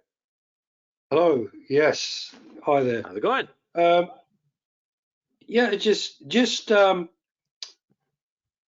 restarting your social life largely by moving out of a big city, because it's a lot of kind of soy boys and the kind of cubicle guys. And if you're going to go to another city in another country, what's a good way to meet people rather than just random people from Meetup or something? Have you got any guys? I have a good suggestion. I haven't tried this myself, but I am probably going to do so shortly, which is to join a bridge club. You know Bridge, the card game? Yes. Yeah. As stupid as it may sound, because like back in Chile, I knew several people who played Bridge. I myself started to learn it a little bit, but didn't really play it. But they were all like great people. And I went to a couple of their get-togethers, and it was a great place to meet like a whole shitload of people who were very smart. Number one, people who play Bridge are no dummies, and very easygoing and very relaxed atmosphere. It was just really, really pleasant. And I know it sounds really stupid, but what I was shocked was that there were a lot of there were people of all ages. There were like kids who were teenagers, and elderly people, and everybody in between. And they were all like fascinated with fucking Bridge, right? And because of reasons, we moved, and so I couldn't really get into it. And I wish I had. I really regret it now. And I've thought exactly about this issue, that it's a great way to meet people, you know. And what happened was, several years ago, I went skiing, and I was in this town in Switzerland. I was staying at a hotel, and one night I'm having dinner alone, and there was this very nice lady who was also having dinner alone. She was a little older than me, and I invited her to join me for dinner, you know, so that we wouldn't be two people eating dinner alone and just, you know, enjoy each other's company. And she was a bridge instructor, and she told me all kinds of fascinating stuff. And for some reason, as you asked the question, it just popped into my head that joining a bridge club, and not just a bridge club, but any club that does some activity, some interesting activity that you enjoy, like a yachting club or a bridge club or tiddlywinks club. It doesn't matter what it is, but a club of shared interest. Because look, the problem that we're having today is that our technologically advanced society has made it so that we have all these material benefits, but we have very little human interaction. The reason we don't have much human interaction is that in the past, for the vast majority of the existence of human beings, 3.5 million years, we depended on one another, on our little tribe, or perhaps our little village. And each person in our little tribe would produce something necessary for us, and we in turn would produce things necessary for them. And so we would all work together, and we depended on one another directly. They depended on us, and we depended on them, because we're social animals and we cannot survive without other people. There are simply too many things that we on our own cannot do. But we created a technologically advanced civilization that anonymized so much activity. It wasn't like that you depended on you know, your mother or your aunts to make you food, but rather you depended on some anonymous workers at some anonymous meat packing plant or food processing company to generate the packages that would be delivered to the supermarket with the food that you ate.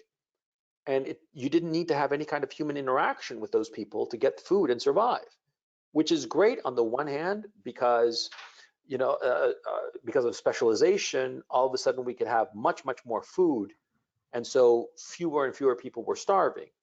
And this went for every industry, of course. But the cost of this was there was the loss of that human interaction. And so this loss of human interaction, which has been going on for centuries now because of the Industrial Revolution, because of this anonymizing of the worker from the person who consumes the work, see? Because of that, we feel that we don't have any company, and it's hard to meet people. Yeah. And so what you have to do is find people who share your hobbies, your pastimes, because that's an environment whereby there isn't going to be any pressure, unlike work friends, quote unquote, because you don't have friends at work. There are the people you work with, they might want your job. I mean, there might be competition, there might be all kinds of problems, and you can't relax. But Yeah, if you yeah. hang out with people like who play bridge, I mean, you're not a professional bridge player, for crying out loud. You're just doing it for fun, or a D&D club, or whatever stupidity you can think of.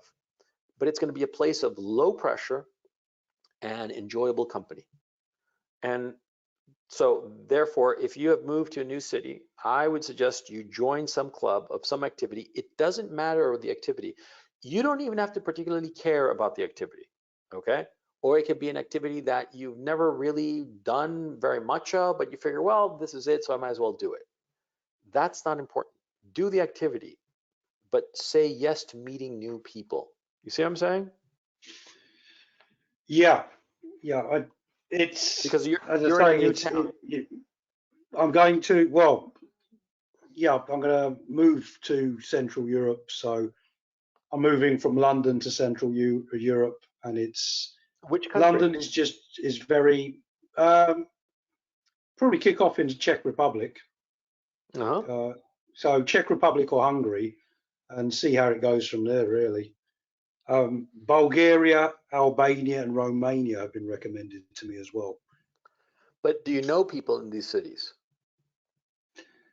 More no than yes. One of my friends is learning Romanian, and I have an ex-girlfriend in the Czech Republic.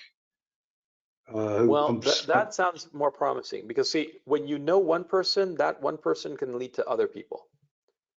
But if you go to some city that you don't know anyone, then you're going to be just some random tourist. And it's not even going to be as fun as being in a tourist group, because at least when you're in a tourist group, you know, you've got the other tourists with you to talk about shit. So if I were you, I mean, your trip to Central Europe seems pretty broad, like going to a lot of different places. Why don't you focus on fewer places, but places where you actually know people, at least one person, you know?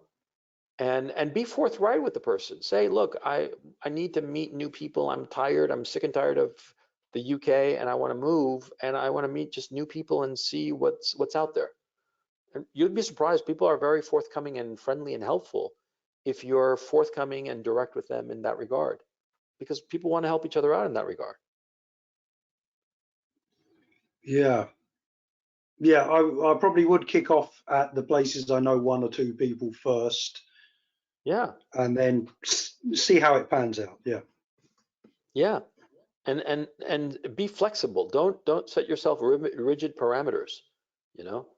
But always remember, you know, you got to meet people, you have to know people. Okay. And so if you Mm, don't know anyone in some city, it's going to be a waste of your time, you know, mm.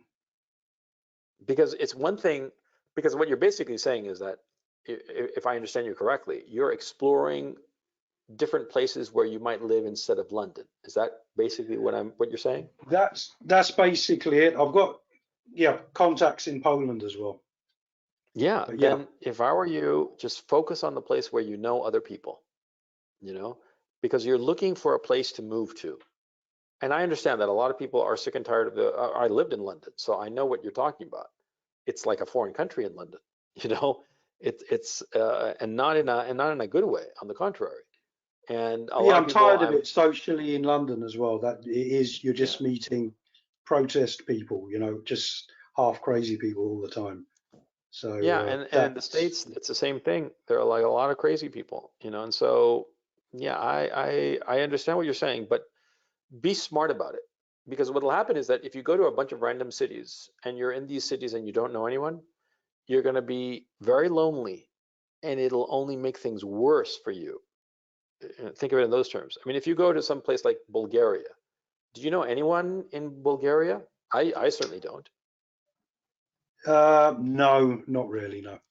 Yeah, so if you go to Bulgaria, you'll go to Sofia, say, you know, the capital of Bulgaria, and I'm sure it's a beautiful city, but you'll be there all alone, and it'll be depressing, because of course we're social animals, and the idea of being alone in a strange city is automatically stressful.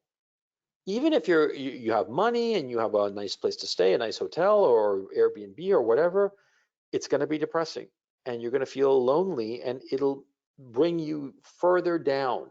And the thing is also, what happens is that when you're down already, it makes people not want to hang out with you, because who wants to hang around with somebody who's all depressed and bummed out, right? It's a perfectly natural human reaction. And so if I were you, Yeah, I'd focus on the places that you know people, and be very forthright. You have an ex-girlfriend in the Czech Republic, you say, right? So obviously, if you're yeah, getting in touch with her, you're still on pretty good terms with her, right? So just tell her, look, yeah, I just want to meet lots of people, so that I just meet new people, because I'm sick of London. I'm sick of it for XYZ reason, and she'll know you, and she'll know that it's a fairly reasonable. I mean, you're fairly reasonable, okay? And so she'll help you out. Think of it in those terms. You see what I'm saying? yeah, yeah. I did last time I did visit. She met up with me at least 4 times, and I was only there for, I wasn't there for very long either. So we're still in touch. But yeah, that Yeah, sounds logical. Yeah, yeah. Think of it in those terms. Okay? will do.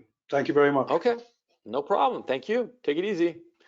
You too. Umberto, let me get to you. Umberto Espinosa. Umberto, how's it going? Hello? Yes, you hear me? Hello. Yeah, I hear you fine. What's up? Hi, hey, hi. How you doing? Thank you for the opportunity to talk. Yeah, I have a question, but I want to start adding something on the table first. Okay. I find these webinars very valuable I see this like some sort of round table. Sometimes there's no forum where men can just talk or listen to other men and express how the opportunities to be vulnerable. And I think that's very, that adds a lot of value and helps you to be more mature on what you do. And doing this every Sunday has helped me a lot to improve I'm glad. as a man, right? I think I'm really glad. Thank you. yeah. Well, I read this book called No More Mr. Nice Guy, and they actually recommend these sort of round tables where I listen to you give great advice, but also I listen to all the speakers and the other guys in the group asking questions, and I learn from them as well. So yeah. So do I. Yeah, so this is very nice. Yeah, and yeah. So my question is, I'm 45. I pretty much where I want to go, and it's very eye-opening for me to hear you talking about the 65 wall, type of man. And yeah, and I'm motivated. I'm on exercise. I eat well, but Jesus, sometimes you wake up in the morning and you want to stay in bed at 9, 10, and you want to do nothing. And sometimes it's lack of motivation, or I don't know, a middle of the week depression. I don't know. I think it's ups and downs. So we're human, and we read, we know all these formulas, we hear this advice. From you, Gonzalo, on your personal level, what do you do when you feel like that? Do you have something simple? It can be something really silly. Excuse me. Hang on. Do you hear me there? Okay. Yeah. My notion is activity dictates mood. Okay. A lot of times people decide, oh, I'm not in the mood for something, and they don't do that thing. But I found that when I do some activity, I force myself to do some activity, my mood alters to fit that activity. Specifically, like for instance, physical exercise. When I force myself to do exercise, I wind up in a better mood. No matter how bad my mood might be, or blue, or depressed, or whatever, if I decide, okay, I'm going to give it my best shot for the next 45 minutes, an hour of doing exercise and whatnot, my mood automatically improves. And I've noticed that when I force myself to do an activity, my mood changes to match that activity. And so I've come to that conclusion that I have it as one of my notes in a future video, which is your activity dictates your mood. Behavior dictates mood, not the other way around. If you allow your mood to dictate your behavior, oh, I'm only going to do this because I feel in the mood. Oh, I'm not going to do that because I don't feel in the mood. Then you're going to be a slave to your moods, a slave to your emotions. But if you decide consciously that you're going to be inflexible and push yourself to do something, your mood will match it, will match that activity.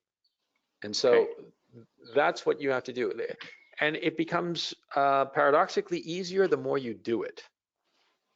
Because like, for instance, there are times that I don't feel like doing videos, but I just force myself to do them.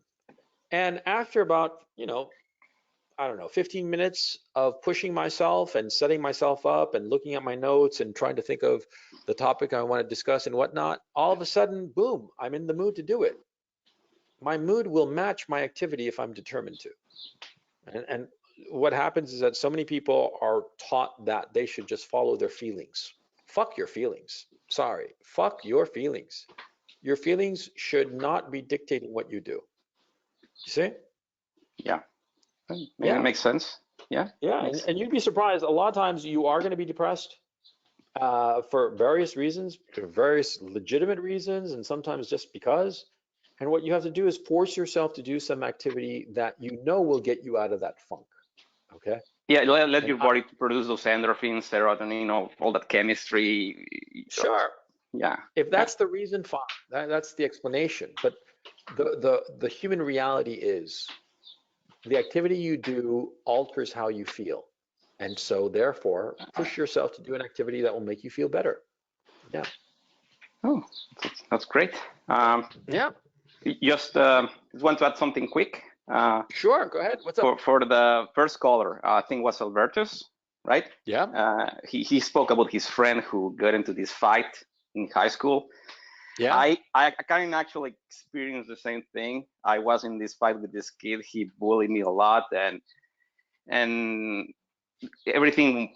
Years later, I was resentful, like kind of like I was feeling, and I found out years later that it has nothing to do. It has had to do with my pride and my ego, and I had to learn how to forgive myself.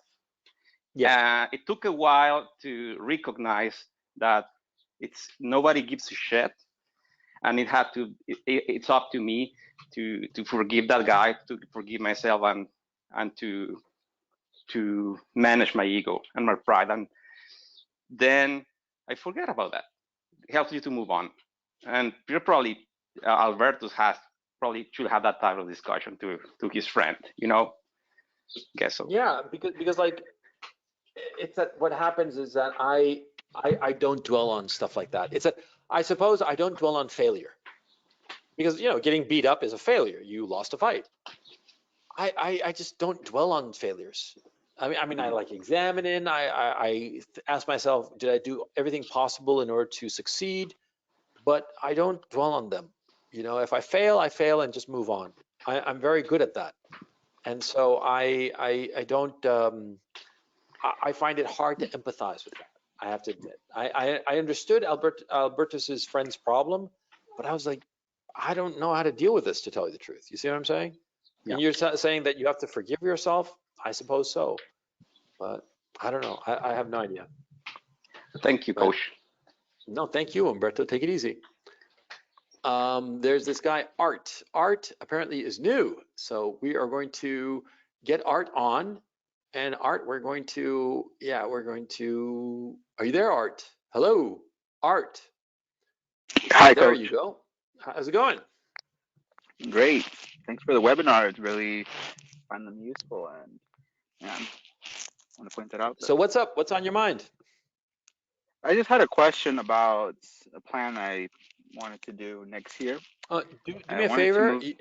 Hello, Art. You're like rubbing your microphone or something. Can you hear me now? Is it better? Well, we hear you, but the thing is that there's this rubbing noise. Okay. So Really? now it seems to be better. So what's up? Well, what about now? Yeah, it's fine. Fine now. Okay. Go ahead. Good. My question is, I want to learn a new language, but the way I want to go about it is next year, go to another country or countries that speak that particular language. And at the same time, I would like to gain experience and meet new connections. Is this a good route? Sure. To take? And what advice would you give for someone that wants? Yeah. Yeah. I mean, what's the problem? How old are you? I'm 27. Okay, go. What's the problem? As far as my career, I'm studying. I finished accounting. And some sort of certification. How would I explain that to potential employers in the future of this decision I did of having a year gap in my resume? What, you say that you went to a foreign country to learn a language, and yeah, and is it possible for you to work in this foreign country? I've also considered that. I haven't looked into it, but which country would it be? Brazil, Portugal, Africa, some parts of Africa that speak Portuguese. That's okay. Well, Portugal or Brazil or Africa. That's a wide geographical area. You should focus on one, and go there and work there. That would be the best way to learn the language. And I'm sure, like for sure in Brazil, if you're from the U.S. Yes. Yeah. So in Brazil, more likely than not, you'd be able to find some job as an accountant in Brazil, and then presto, you don't have a gap in your resume. On the contrary, and it doesn't really matter how much you get paid in Brazil. The point would be really to learn the language and get some experience. You're 27 years old, and you don't have that much experience because you're 27. And so going there would be incredibly useful experience, and you could probably take it back to the US and have a lot more possibilities work-wise in the US, because you could say truthfully that you have done accounting in foreign countries, you know Portuguese, you work there, so you could do very well, and it would up your game. And so I don't see what the problem is. It sounds like a terrific thing, and you should do it. Okay. Yeah, because All right. like I said in the presentation, you know, always say yes to meeting new people. This is the textbook definition. Go. What's holding you back? You know? Okay. Yeah. It's something to. I'm asking you a genuine question. What is holding you back? What reason is there to not do this? Probably just the pay. Maybe an opportunity I can miss here in the U.S. But then again, this would be something different for me, new experience, and who knows, maybe I could probably meet something better over there. Yeah, I mean, come on, you'll go there, you get all kinds of experience. And so what if you don't earn as much money there as you would in the States? You'd gain so much more from the experience. It would broaden your horizons. You'd see a whole new world. I honest to God, do not see what is holding you back. If you have this opportunity, grab it with both hands. Don't, and you've got the time. See, if you're 27 now and you spend 2-3 years there, you'd still not, you'd be 30. Big deal. And the experience would be invaluable. I mean, if you're not going to be a bum, of course. If you're just going to hang out at the beach and do nothing, then that's a different question. But if you go there and work as an accountant, and you could get work there easily, you know, it's going to be a great experience. The reason you could get work there easily is because you're an accountant with experience in the United States. And a lot of companies in Brazil that do business in the United States would find someone with your skill set very, very useful. You see? So yeah, I mean, of course, before you go, you should line up some sort of position over there. But even if it's a big pay cut, living there is cheaper than the States. And ultimately, what matters is not how much money you earn, but the quality of life that you have. That's what matters. And in this case, I would even take a cut in the quality of lifestyle in order to gain the experience. I mean, from your perspective. So go. Don't think twice. Go. Well, what's holding me back right now, just right now, is a certification I want to get out of the way for an accountant. And once I pass that by the end of this year, that's when I plan on making this, decision and doing it. So, Yeah, well, do it. See what happens. Say yes. That's what you should be doing. Okay? All right, Coach. Thanks. Hey, my pleasure. Take it easy, Art. All right. Bye. Bye. Let me see. Wait. Oh, yeah. Steve Simon has a good point. Let's bring in Steve. Steve Simon. And hello, Steve. You there? Hello, Coach. Hi, Steve. How's it going? Doing all right. But the fact is, the economic is pretty. It's beating us pretty hard. So the business that we are working on is not doing. It's not really looking up. And actually, my question is like a follow up to the discussion, which is a minute ago. And like you talk about, okay, well, as a 27 years old guy, there's nothing holding you up from taking risks, going out and try something new. But what if you have a young kid, a young family, and then the firm, like my situation, the area that I'm working on, I'm a wage slave, like working for a company that.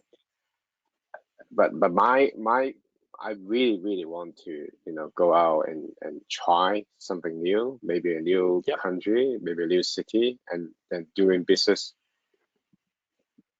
I mean, just go try now, doing something. But now, I mean, like as someone you would mention, you may try not to rock the boat when you have a family. You don't want to do anything risky, really, like because there is a wife and is with you every day. Well, hang on. Sometimes it's a bigger risk not to do anything than to do something. Okay, So look, you say you have a family, you got a wife and kids, right? Okay, so Yeah. and you realize that you're a wage slave and you want to break out of this rut. So the smart thing to do is to discuss it with your wife and get her on board, convince her. Now, this is really key because if you can't convince your wife, you're not going to convince anyone. Okay? And that's why you should try to convince her. Not talk it over and get her approval. No, convince her like you're making a sale. Okay? Focus it like that. Not like, honey, what do you think of this? No. Don't. That approach you'll lose because a woman will always go conservative on you, especially a mother. She'll always be very conservative, like, oh no, that's not a good idea, blah, blah, blah. But if you take it like this, take it like say, hey, honey, I've got this great idea that would be really beneficial to us and we'd make a lot of money. And you pitch her the idea of going independent, right? Now, if you focus it like that, then you're going to be, several things are going to happen simultaneously. Number one, it'll force you to look at the pros and cons of a particular move, of a particular risk, and look at it from the perspective of somebody extremely conservative, because all women in this regard are extremely conservative. And so if you have a business opportunity, say that if you can leave your job and pursue this business opportunity, you'd have to convince your wife, and therefore in order to convince your wife, you'd have to line up the arguments for it. Line up the arguments that say this is a good idea. And that way, if you convince her, then you're on track. But if you can't convince her, okay, then it shows two things, one of two things. Either you failed to understand the true risks involved, or your woman is holding you back, okay? Now, if it's the first, that you fail to understand the true risks involved, then you have to re-examine it and be realistic and say, are these risks really that bad? Because if they are, then you have to look at a different business opportunity, okay? I mean, business opportunities are like girlfriends, they come and go. So don't think that just because, you know, one business opportunity didn't work out, that none will, okay? Okay, so if that's the case, fine, and move on to the next opportunity. But if your woman is just constitutionally negative, she doesn't want any kind of change, and she insists that you be a wage slave, then you're gonna have to bite the bullet and figure out, well, do I want to continue with this woman or not? Because this woman wants me to be a fucking robot, and I don't want that. And you have to figure out, you know, what to do in that regard insofar as your relationship is concerned. And you should get to a point where you decide with the advice of other people what risk to take, and just ignore your wife and just ignore her, okay? Now, you got to keep in mind something else, that if you're married and you have kids, there are probably a lot of other family members around, right? Her parents, your parents, that kind of thing, I take it? Mm-hmm. Yeah. Including the children. I mean, the child, you might lose the children. I mean, she might just take away the children, and you know, he might suggest, oh, you are not able to support the family anymore. You took a risk, and maybe the business failed, and you no longer want to be with you, and took away the children. Look, this is the one life you live, okay? Right. And I'm all in favor of risk. Now, no woman in her right mind is just going to unilaterally take away the kids for no reason, okay? It doesn't work that way. But even if it did, even if it's the case, you have to ask yourself, look, do I want to be a wage slave forever and just be like a little cog in a machine and be fucking miserable my entire life? That's your decision. I mean, if your fear of losing your family is that high, and you think that would truly happen, well, then you have to make that decision. You have to make the decision that I'm not going to do anything with my life except just, you know, be a good wage slave and be at the mercy of my wife, because that's what's going on, because she's basically holding you hostage. I don't think that this is very sensible, and I don't think it's going to make you particularly happy. It probably doesn't even make her happy, because no woman likes to be with a man that she can bully and force to do whatever she wants, okay? So I would not recommend you do that. But look, it's your decision. You have to figure out what works for you. Nobody can tell you for you. Okay? At best, other people can give you advice as to what to do, or different options or different strategies and tactics as to what to do. But ultimately, the decision is yours. You see what I'm saying? Yeah, I mean, and I mean, one of the points that you point out is, I think that I'm totally miss out is the fact that, you know, focus on looking for the business opportunities. It's like looking for girlfriend. Like if you don't ring the bell, I don't see a reason you make a move like suddenly away from your job and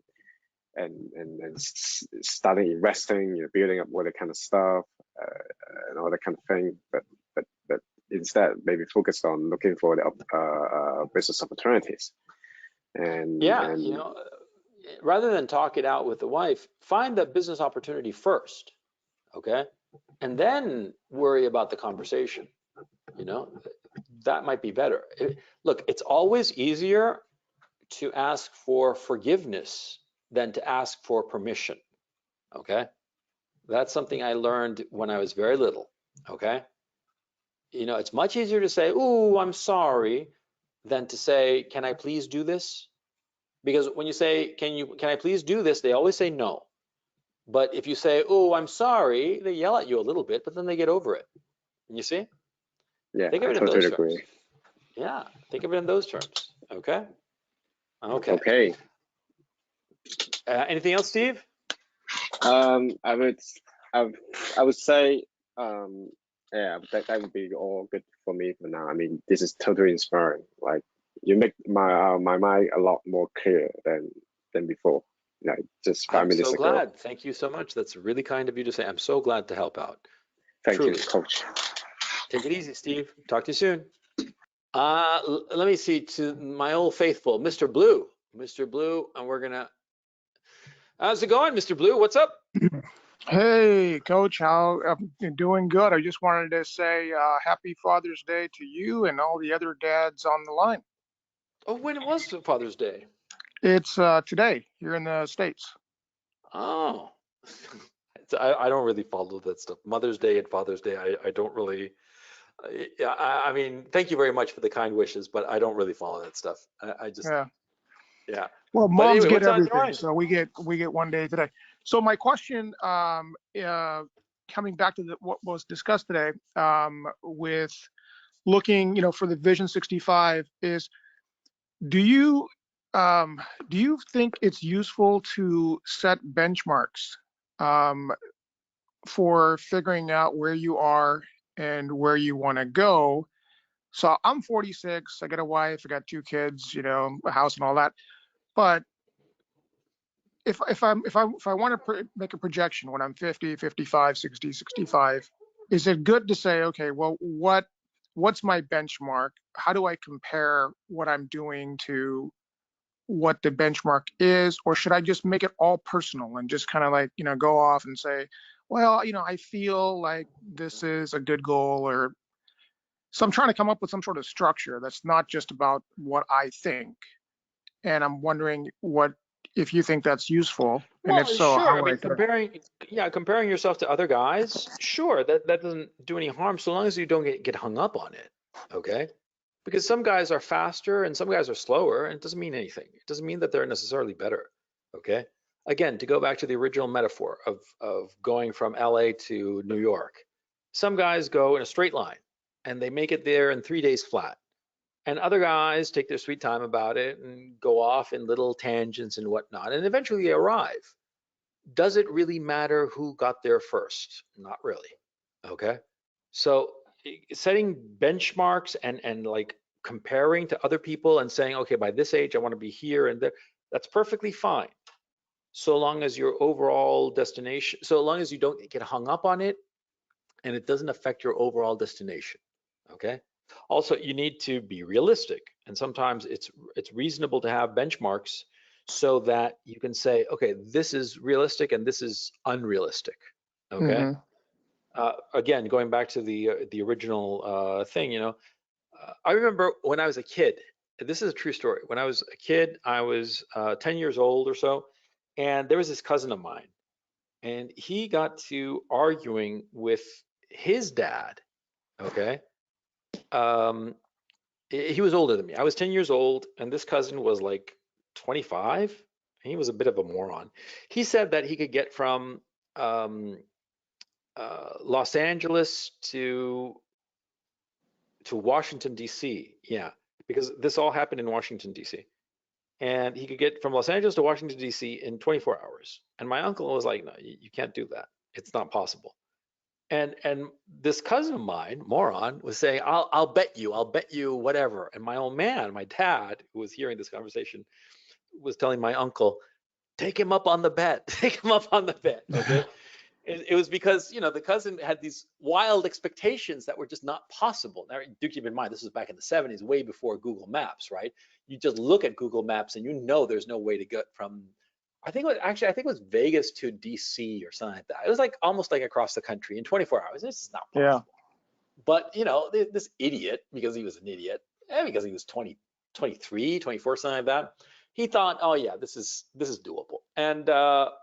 And the thing is, see, it wasn't. So the point, don't set yourself unrealistic expectations or unrealistic goals.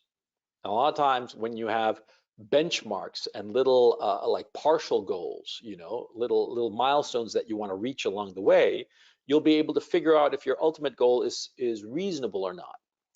Because if you set yourself the goal of becoming, I don't know, you're 47 now, and you say to yourself,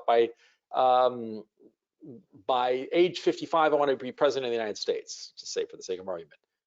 And you start like working out the steps that you would need in order to achieve that goal. And you realize, no, I don't have enough time to do it. You know, you see my point. You got to work out each phase of your journey if you have enough time and enough energy and enough possibility to reach that milestone.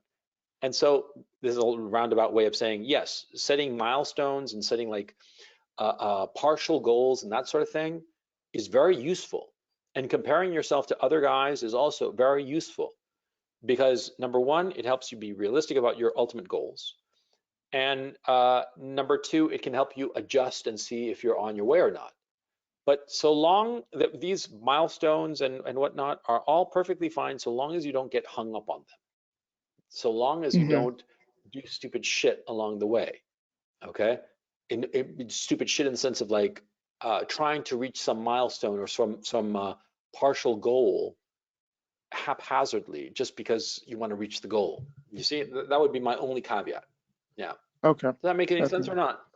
Yeah, that makes a lot of sense. I'm happy that, you know, yeah, I need, it's useful to have something to compare my efforts and, you know, successes or failures to, so I can sort of gauge where I'm at. Because the other part is you can just, you know, create arbitrary goals, and, you know, you don't know if you're, it's always good to sort of compare, but you don't get obsessed with it. So yeah, you I want to agree. compare it so that you're realistic. That's the key issue. That's the reason to do it, just to compare so that you're realistic. Realistic, and also you are challenging yourself. Yeah, exactly. Yeah. I mean, like for instance, like, you know, right now I'm on this kick of doing push-ups, right? Because my upper body strength is just 0, right? And so I started doing like push-ups on the regular, doing 3 sets of 25 every day. But, you know, at first I had to start on my knees because I couldn't do 25 like on my toes, right? But now I can. And probably next week I'm gonna put like a couple of bricks under my toes to elevate me some, to make it harder, and, you know, little by little. But you got to be realistic with these goals. You know, that's the thing. You can't expect to be able to do 1,000 push-ups right off the bat. You got to work your way up to them. That's the thing. Yeah. So anyway, what's up? You've been following what's been going on in the States? How bad is it getting?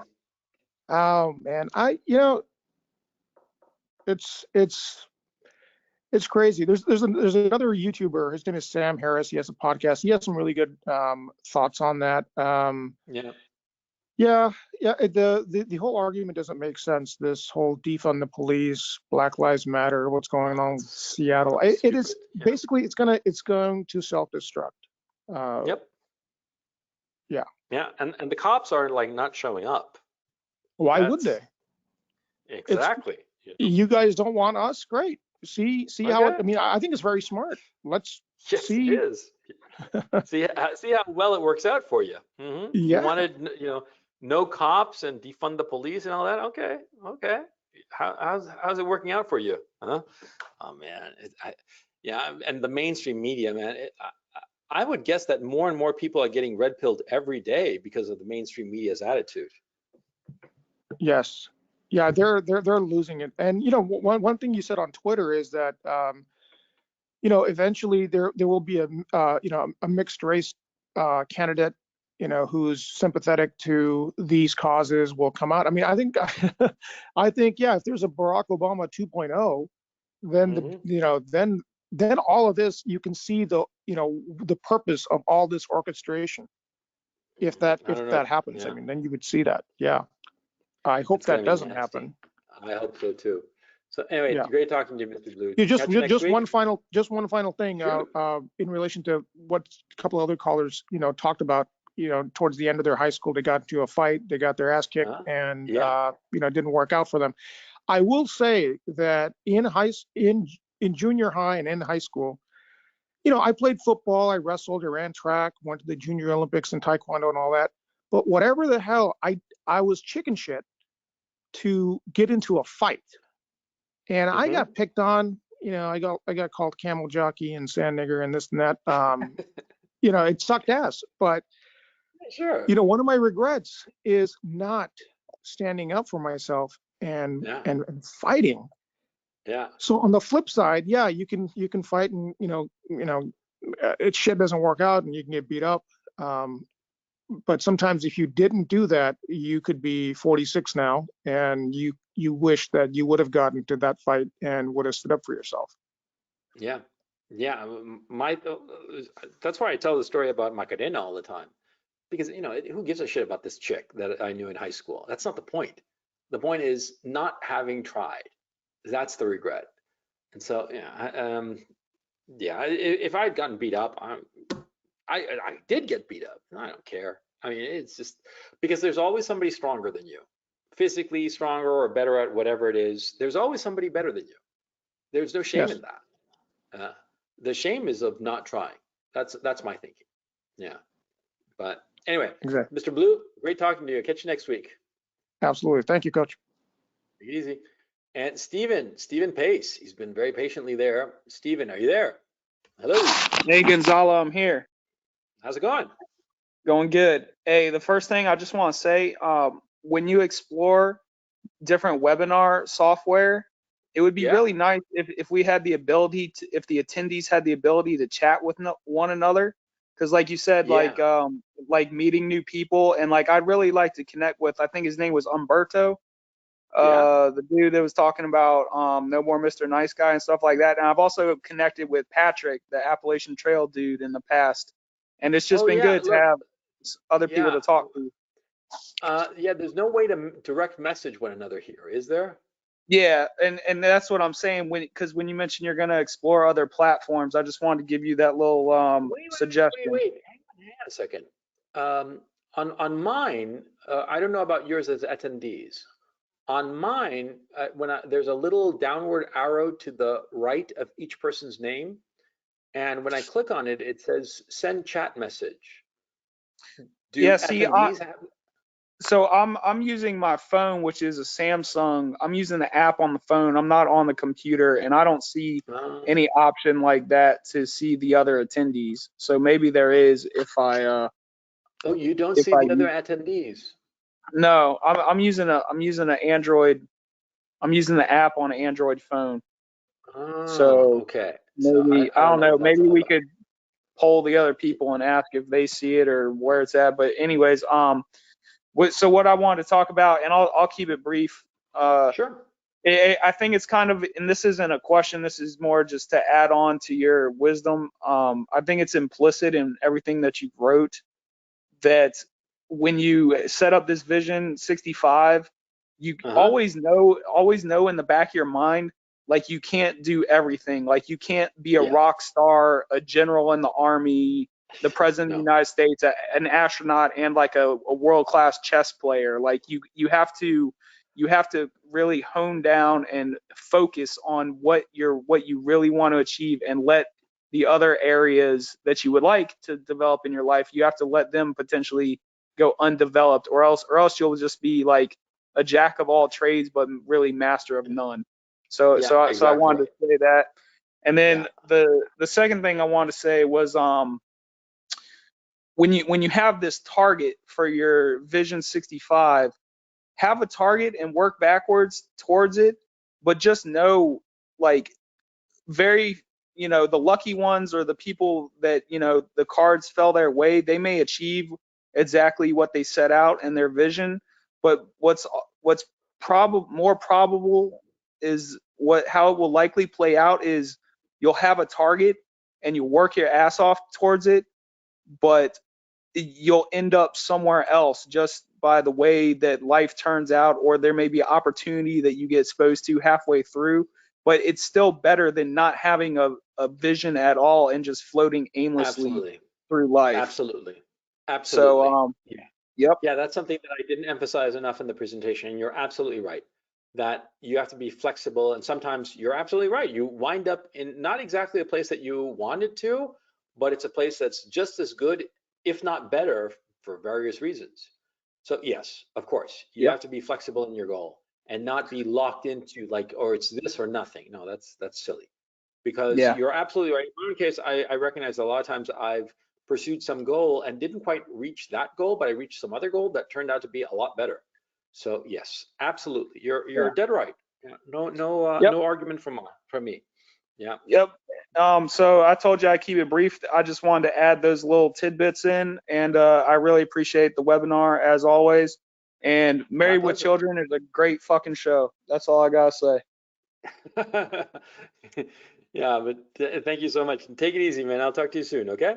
All right. Take care, man. Bye. Okay, guys, I've gone 2.5 hours, and I'm a little bit pooped out. Oops, what was that? Oh, what was that? I don't know what that was. So anyway, I'm a little bit pooped out, so I'm going to call it a halt insofar as the webinar. I hope you guys got an idea of what I was driving at here in this presentation, and I hope this stuff helps you out. Look, you guys have probably noticed that in everything that I do, my videos, presentations, and whatnot, I desperately try not to say do this, because see, giving proactive advice like that, do this or don't do that, right? It usually doesn't work because there are always exceptions. It's like, where do you go to vacation? Some people love the beach. I hate the beach. I much prefer the snow for my vacation. And so what am I supposed to tell everybody? Only go to the snow for your vacation? No, that's silly. It's different for different people. And so my aim is always to make people think, to make my audience, you guys, think about shit. Think about shit and get to the answer on your own. Because the answer that's right for you is going to be very, very different from mine. And what's right for me will be totally wrong for you and wrong for everybody else, because it's not one size fits all. It's not one bit of advice that works for everyone. And each person has to reach their own goal on their own. My job is two things, I think. Make you guys think about your lives and not allow yourself to be bludgeoned by the day to day, but sort of like lift your head up and look farther. That's number one. And to emphasize something crucial, which is that this is the only life you get. You're not going to have another. This is not a test. This is not like a gameplay that you can do reset or some shit like that. This is it. And to throw away this life that you have and not take full advantage of it is foolish. And so many people do this. They wind up throwing away their time on stupidity and not taking advantage of their lives. Every second that goes by is a second that you will never recover. And you think to yourself that you have plenty of time, but I've said it so many times and I'll say it again. The days are long, but the decades are short. And 10 years, 20 years, 30 years gets behind you before you even realize it. I'm 52. For me, when I was 7 years old, not even, when I was actually 6, is like yesterday. I remember conversations I had when I was 6 years old. I remember them clearly. What I said, where I was, who I was speaking to, and it just seems like a conversation I had yesterday. And in fact, it happened 46 years ago, nearly half a century ago. That's how fast your life gets behind you. Don't be dumb. Use your time and always say yes. Okay, like that stupid movie, the Jim Carrey movie, Yes, where he was forced to say yes to everything and he got into all kinds of cool shit. Exactly the same. It was a cheesy movie, but essentially correct in its sentiments. Say yes to everything. Okay? Okay. Great talking to you all. I look forward to speaking to you again next week. Take it easy and be good.